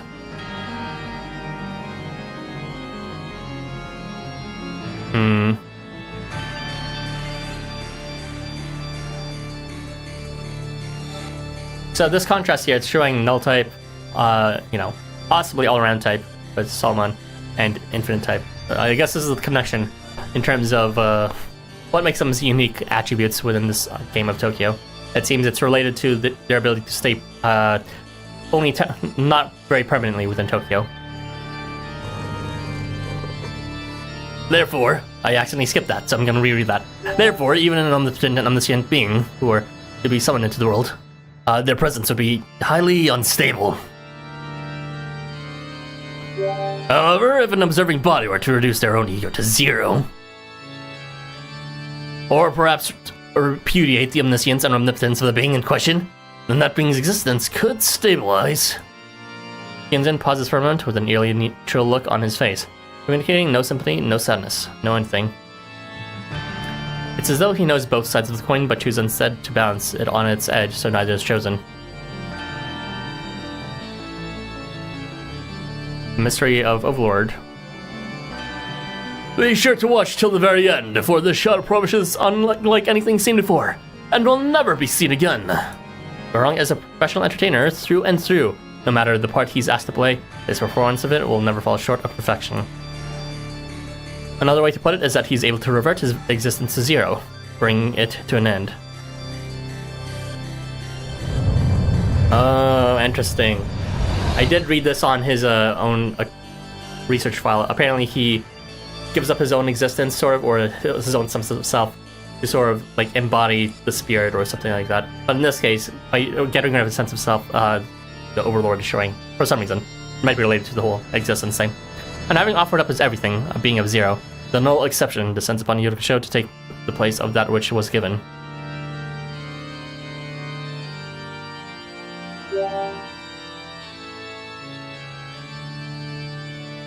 So he offered everything, which is nothing? I don't understand it. It's a bit tricky to understand this. Oh, dear me. If things were still going as originally scripted, I'd have loved to insert another climax or two by now. After making this statement, Oscar waves around his stick as though he's writing in the air a synopsis for the stage as a whole. The play is alive, however, and so the show must go on.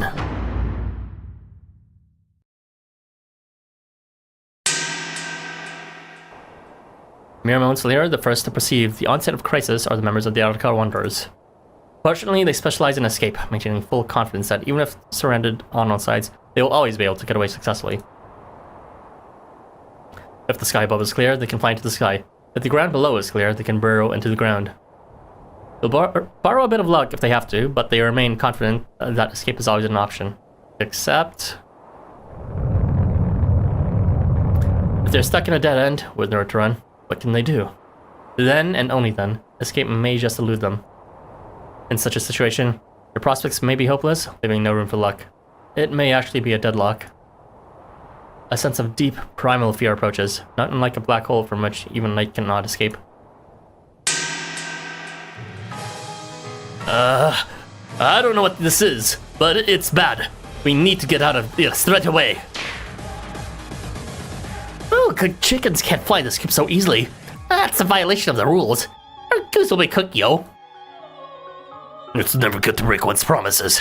In other words, you're not going anywhere.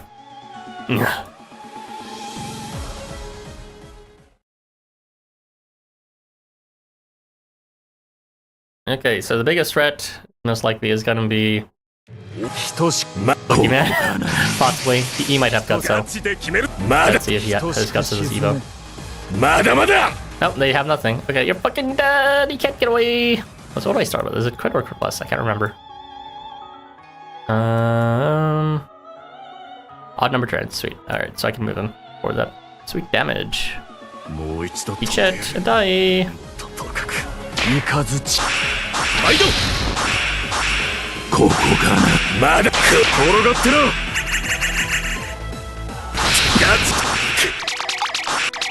Do you fucking mind?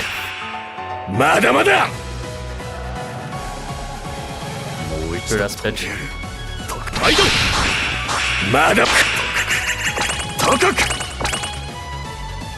さて、よくも暴れ回ったものだ。話は指導室で聞かせてもらおう。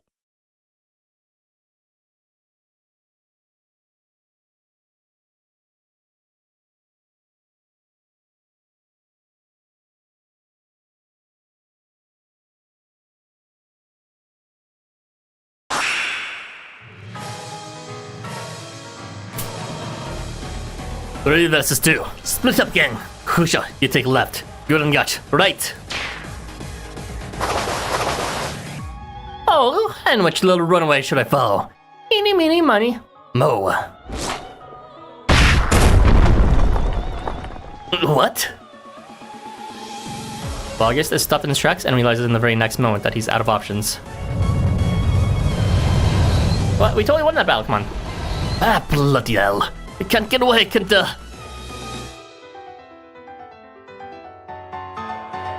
As he's being swallowed up by this black hole-like phenomenon, August thinks of his precious child, of Kento, so far away. August steels himself for what's to come, unconsciously gripping tightly upon the keychain hanging at his waist, and the seemingly innocuous action does not go unnoticed. That keychain, is that a beloved child of yours?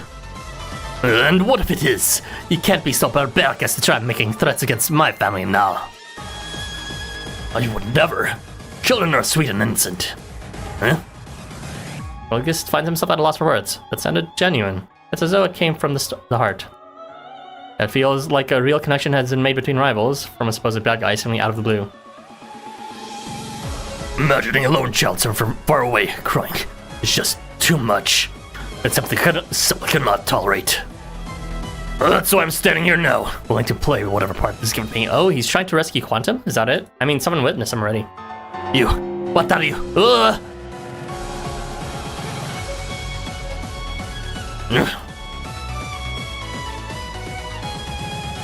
It's at this very moment that the UNB Steamers Guild Master, Hima, begins to clash with Amdusius and Ernest. And when these two lost, crying souls who can't quite figure out where to go next finally collide. You need to stop fighting. Oh, do they have a collision? What? There's no way there's gonna be another collision. Ain't no way. Officer Nobumichi Kampachi Unikai. You've always followed the same motto I have, no? Of course, only the powerful are permitted to make peace. Quite right, quite right. Those who lack power lack the ability to forge a lasting peace. Supreme Judge Ahura Mazda of Mid-Earth knows this all too well.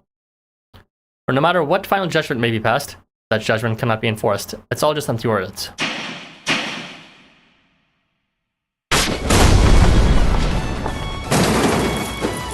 Caught in the midst of the clash between the two, they're blown away like a piece of paper in the wind. Earthen. Hold up, yo, hey. What have we got here? Is that the always nicked, always bruised and bleeding Maria? Oh, Nyarlathotep. Well, not the Nyarlathotep of the missionaries. Oh, they're fucking dead! The members who've gathered for the Mega Alliance of Guilds all find themselves getting sucked up by the spirit way, one by one. Oh, you've got it all wrong. I mean, you're Nyal. I'm a Nyal ain't got a thing on me.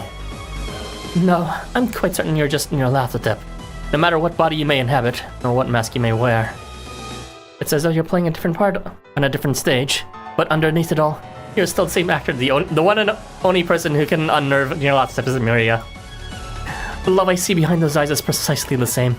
I see someone who presently does not reside in this world. She's got you. Oh, she sees through it all. Damn it. It's true, Nyarlathotep does have a sauce for Azasoth, and he can't change that no matter what role he takes up. She's like Chris Field. The face of his creator, Azasoth, flashes for a moment through Nyarlathotep's mind, sporting a twisted smile. Now that I think about it, everything you've always done has been for the sake of making that person smile. And as one who's been in the guild with you, I understand. I understand that it's for him you stand here now too. And so, Nyarlathotep of Yurokcho, there's something I'd like to ask you. She's converting him, and then he's gonna have a variant in the next one, chapter 15, as a result of joining our side, maybe. Maria, having inherited memories from the world pillar that is Yakov, poses her question to Nyarlathotep. The entertainer's recent movements are all stemmed from the acquisition, we'll say, of a certain reserve representative now. Are they talking about Bigfoot? Yeah. Oh, I see. This plan couldn't have happened without Oh, okay, I get it now. I understand why Babe Bunyan decided to help us meet up with Wakantanka Mugen faster, and to help the Invader's plan go faster. It's precisely so that Wakantanka Mugen would be desummoned, and so that his role would be passed on to Bigfoot, who actually works with entertainers. It's precisely to make his role of being omnipresent and omnipotent transferred over to someone within the entertainers instead. Interesting. And by doing that, then they were able to coordinate the actual collision between Kirito and MC through hiring the Rule Makers, as well as Bigfoot and MC, since he's just part of the entertainers at the point. Very interesting. The entertainers who have always lurked in the gate in shadows. They exist backstage, with no world representative to their name. Oh yeah, now that you think about it, they don't have a world representative. Interesting. I mean, it's just the 3 true guilds that have all of them, really. But the pillar from the world of the Great Spirit departed this Tokyo, much as your creator did. And this resulted in another taking its place, earning you a clear view of both the game's backstage and front alike. And that's when you became aware of it, of the rampant desire in this Tokyo for either omniscience or omnipotence. What was the source of the blind idiot god Azazot's downfall? Of he who once ruled this planet, and this Tokyo as well. What drew him to the game, and what did he earn to achieve that led to his departure? It's much like how Housamo Nobe is all-knowing, but he too collapsed and departed from Tokyo without providing any viable answers. I know of the shared goal that exists among all entertainer members, that you perform for one who exists outside of Tokyo. Oh, interesting. You're a sleuth and a half, but I'm afraid the show's over for you, and it's time to exit the stage. What a bummer. No, I think I'll be returning for an encore. You have my assurance that I will make my comeback in Tokyo.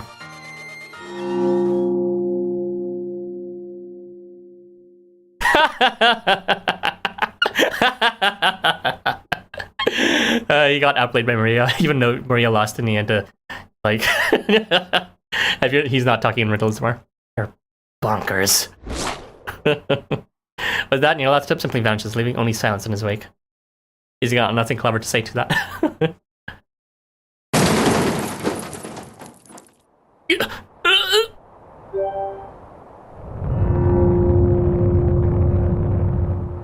You find yourself eerily alone in town, as though you're in a theater well after the program has ended. Did everyone get sent to where we were just sucking up? I can't. No energy to move. Is this the end?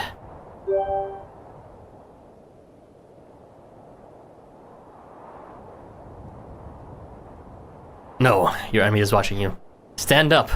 No matter how many times you fall and no matter what injuries you may suffer. Oh, it's this dude.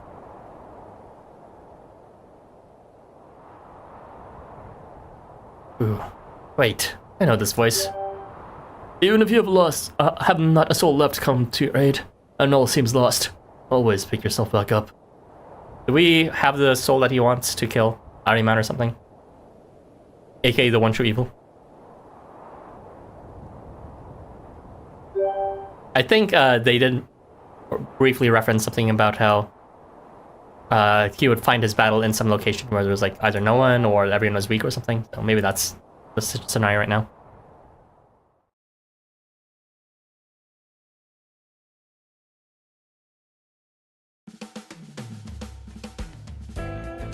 Okay, and audience side part 3. This should be the last part for today, I believe, since I think I did episode without an intermission, so it is how it is.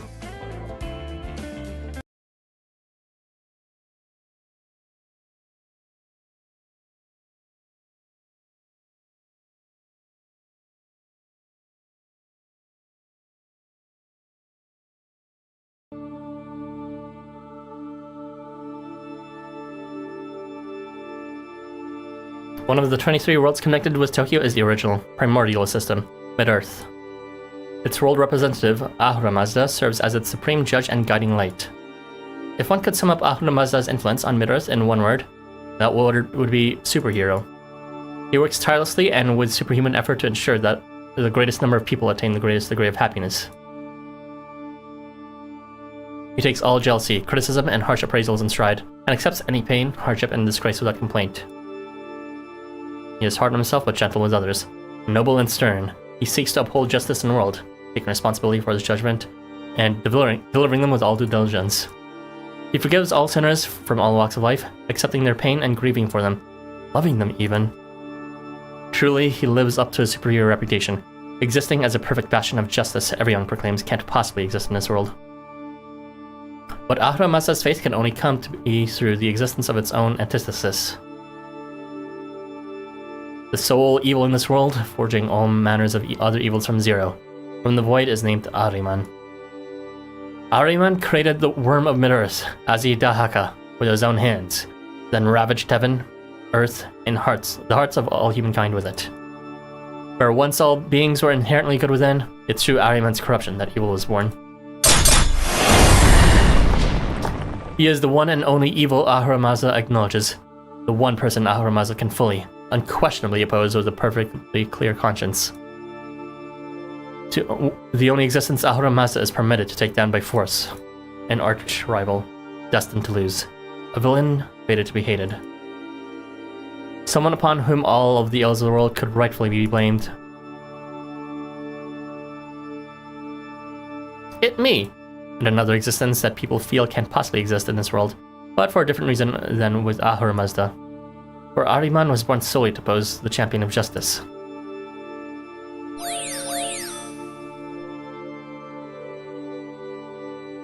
Yes, hello there, my trusty ally. I'm sorry I couldn't be there to greet you in person just now. There's been some trouble here, you see, but don't you worry, it won't have any significant effects on the big picture. I just had to provide some hospitality for a larger number of guests on short notice, leaving the main cast a bit short-handed. As you may know, it would be a problem were the trophy to die, but just as big a problem should he make too many moves. So just to be safe, I'd like for you Chuo folks to make a guest appearance on stage. Would that be acceptable? It could be all for nothing, but nonetheless. What was that? You planned to do so from the start anyways, eh? Oh, wonderful. Thank you so much. Let's get to it then, for the show must go on.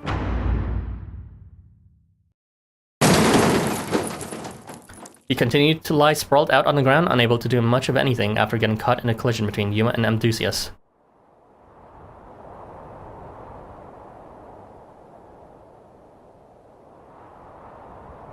And despite the large number of allies you had with you, there's no one left to be found. It's as if you've been forgotten and left behind.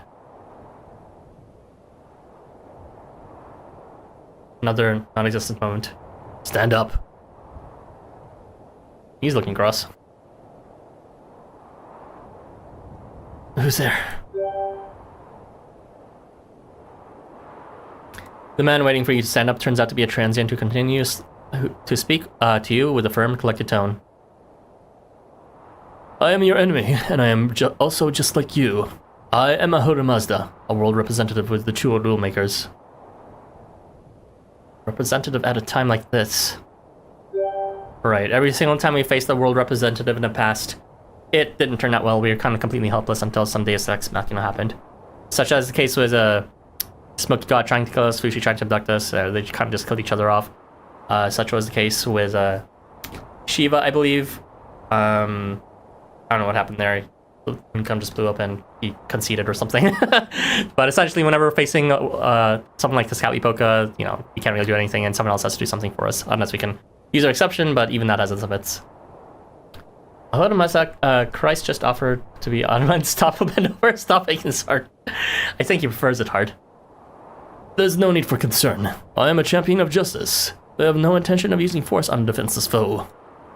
Evil stems from the power to do harm to others, even if the weapon of injury are but papier-mâché. I've come to give you one more chance, though I wonder if you'll even believe me when I say that. Come again?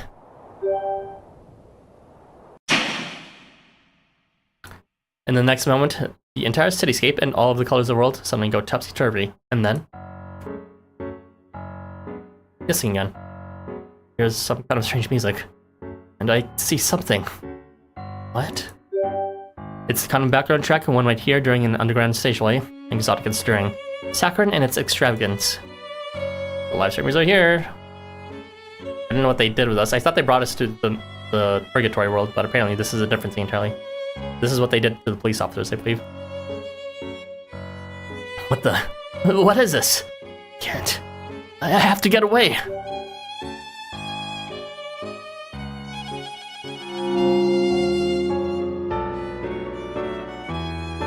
What you see before you fills both your tattered mind and body with certain maddening rapture.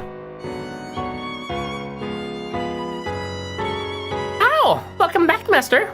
Wilder and I have been waiting for you. It's good to have you back, safe and sound. I'm glad you're all right. Whoa, Mr. Mononobe? Another Salmon? That's right. Is something wrong, Master? You look like you've just woke up from a nightmare or something. Mr. Mononobe reaches out your hand and gently pats you on the head. That's the same gentle, warm hand you remember, down to the last detail. Hey, the gang.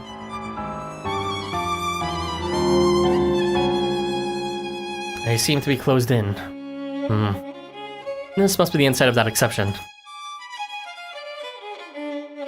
But if I were to assume its function as a black hole, like what I just saw, then there is a chance of escape.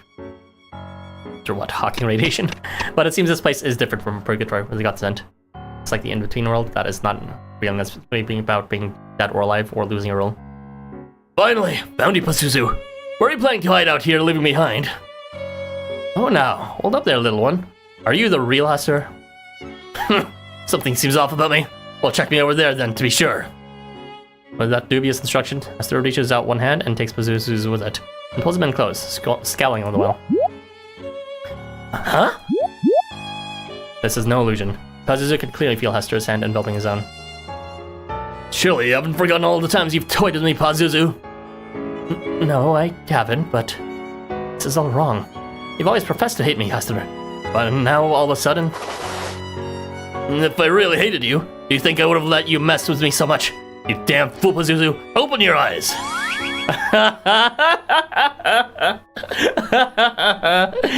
It's happening! It's happening! And it's happening right now. My dearest little lizard. My sweet little lizardy wizard.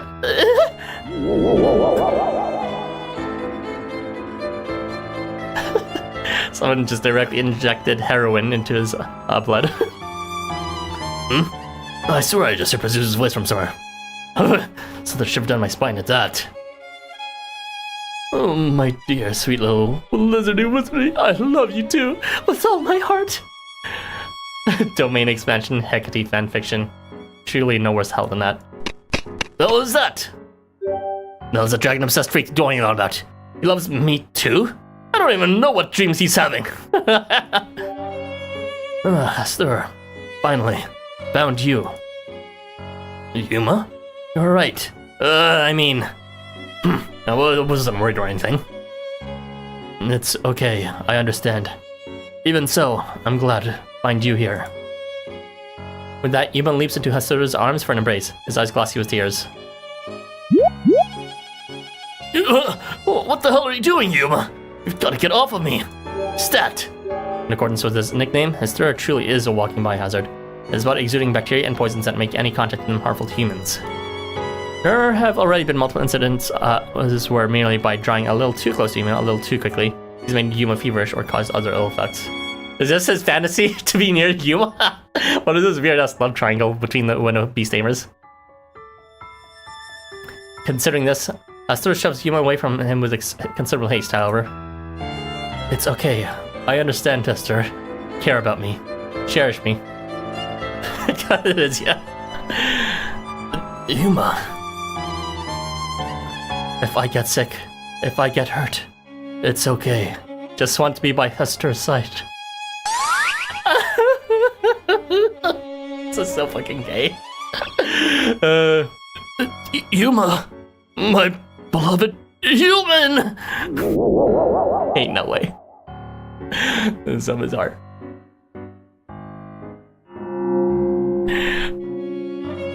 I see how it is.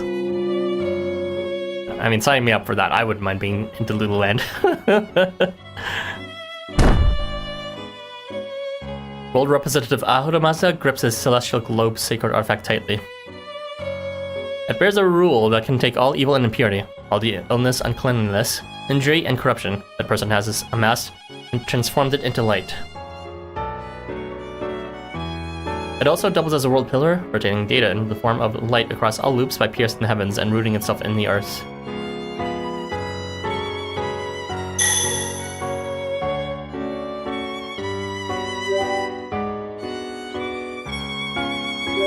Its purpose is to mete out final judgment upon others after carefully analyzing all the misdeeds they've done in the past.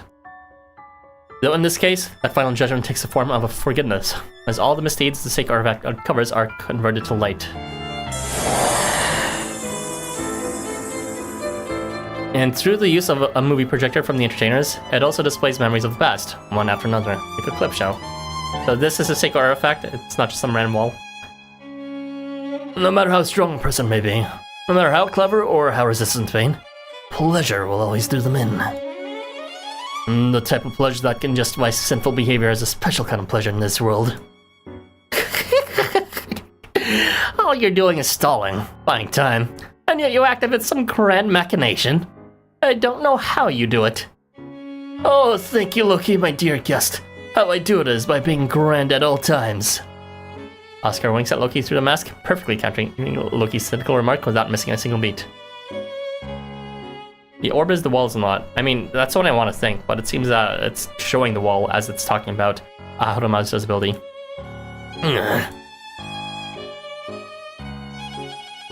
Of course, if everything were to go according to script, we wouldn't need to stall or buy time. This particular scene was supposed to have been underway as soon as the Game Masters made their exit from the stage. Even this current part should have played by Bigfoot once more, or things to have gone as planned.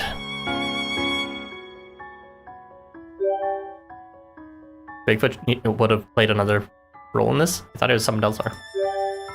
But with all the unanticipated twists and turns we've experienced, Bigfoot cannot yet be returned to the stage front. By that same token, we can't very well leave the stage unoccupied, can we? A bored audience will never do. Bigfoot got sent presumably to the same place everyone else did, but maybe not because he is working for the entertainers. Essentially, though, he did cause an exception between us and him, since he's omniscient and we can cut through omniscience. I suppose that created, or made a gate for Salmon. Same thing for Kirito, who created an overworld with us. Or in reverse, I don't know which is which. By the same token, we can't very well leave the stage unoccupied, can we? A bored audience will never do. Which is why we're calling the Rule Makers to fill some time until the next act proper is ready to begin.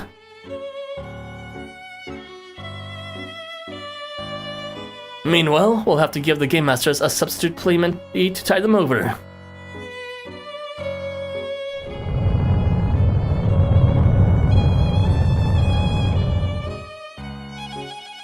They still need a bit more time before the exception can be stabilized and controlled. Oscar waves his stick around as though riding air once more. Until then, the Rule Makers will be keeping our dear trophy from moving around too much. We'll ensure he's given a front row seat in the audience, from which he can enjoy the show without any further interference. If he's truly a thorn in your side, why not simply finish him off? I would do the trick as well. Oh dear me, always the cynic Loki. You know we can't do that.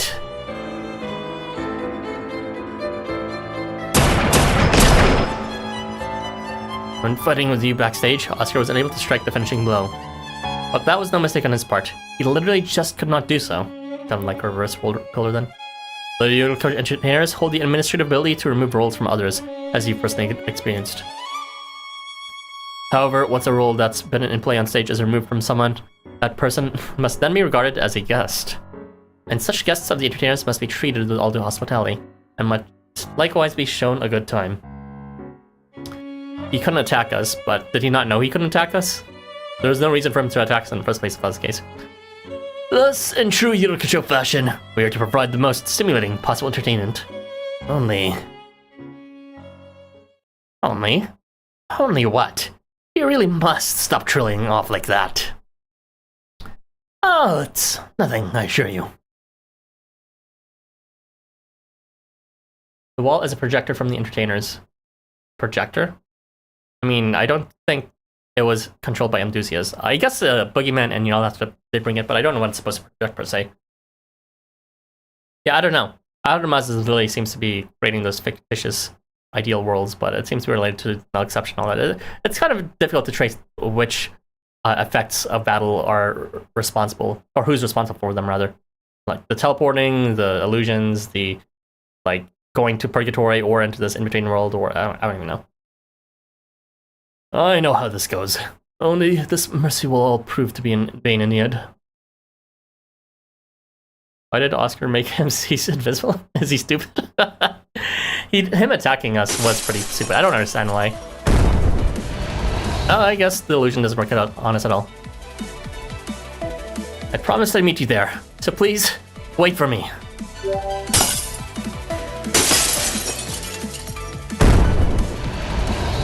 You reach out, and suddenly you feel something touching your outstretched palm.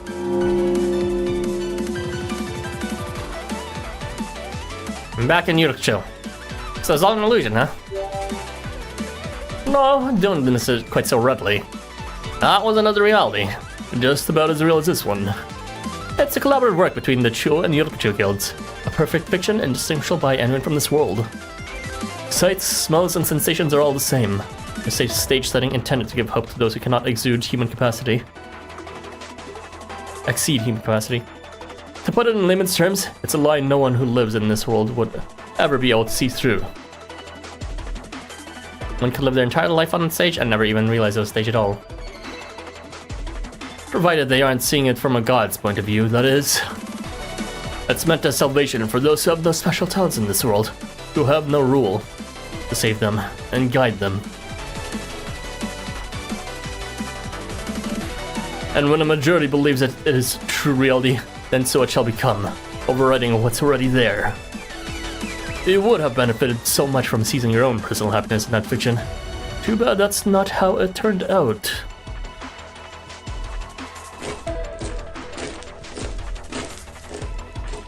Ahoramasa, superior among the true rule makers, considers Tokyo's future.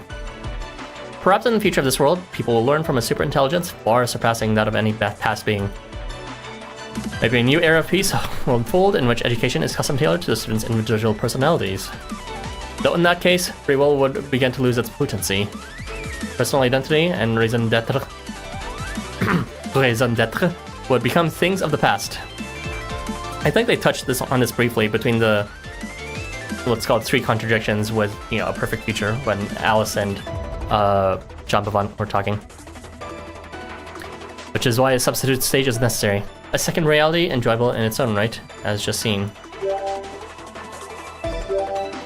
So this thing makes some fictional world in case AI takes over. I guess that's a natural conclusion. Honestly, that even sounds like a paradise in some ways. A perfect VR department. A place not for superhumans, but for regular people to enjoy in perpetuity. And an eternal white lie. It's a realistic answer to the question of how to do what's right. And to provide the maximum amount of happiness and commitment to the largest possible number of people. But you got up from your seat. You refused this mercy, and for nothing more than that hollow blade in your hand. Wait, I don't remember picking this up. Whatever it is, it shines like a sword. Or perhaps it's more like just the thin blade of a sword, somehow resembling the husk of a dragon in your mind. That is what remains of Azidahaka, the dragon that Arima made. A fiction forged from nothing but my arch nemesis. His eyes darkened. And you're holding that in your hands and standing before me has made something very clear. That is the blade of one who was born to lose. That is the sole blade capable of severing reality, forged from nothing. The one and only fiction that can be created by the powerless of this world. Your one and only weapon that can stand against this worthless reality.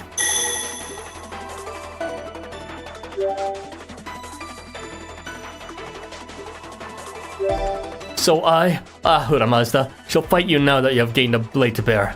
Now that you can fight again. That is to be our final stand. The final stage for the human race. It will be your promised loss. Now begin Tokyo's final judgment. The question is, will the verdict be guilty or not? very appropriate thumbnail for this stream.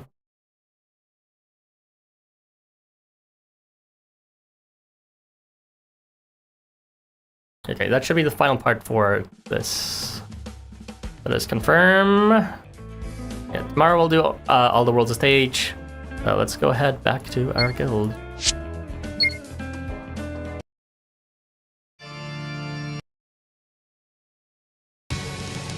We haven't actually heard the song yet, though. So we're definitely gonna hear it tomorrow, obviously.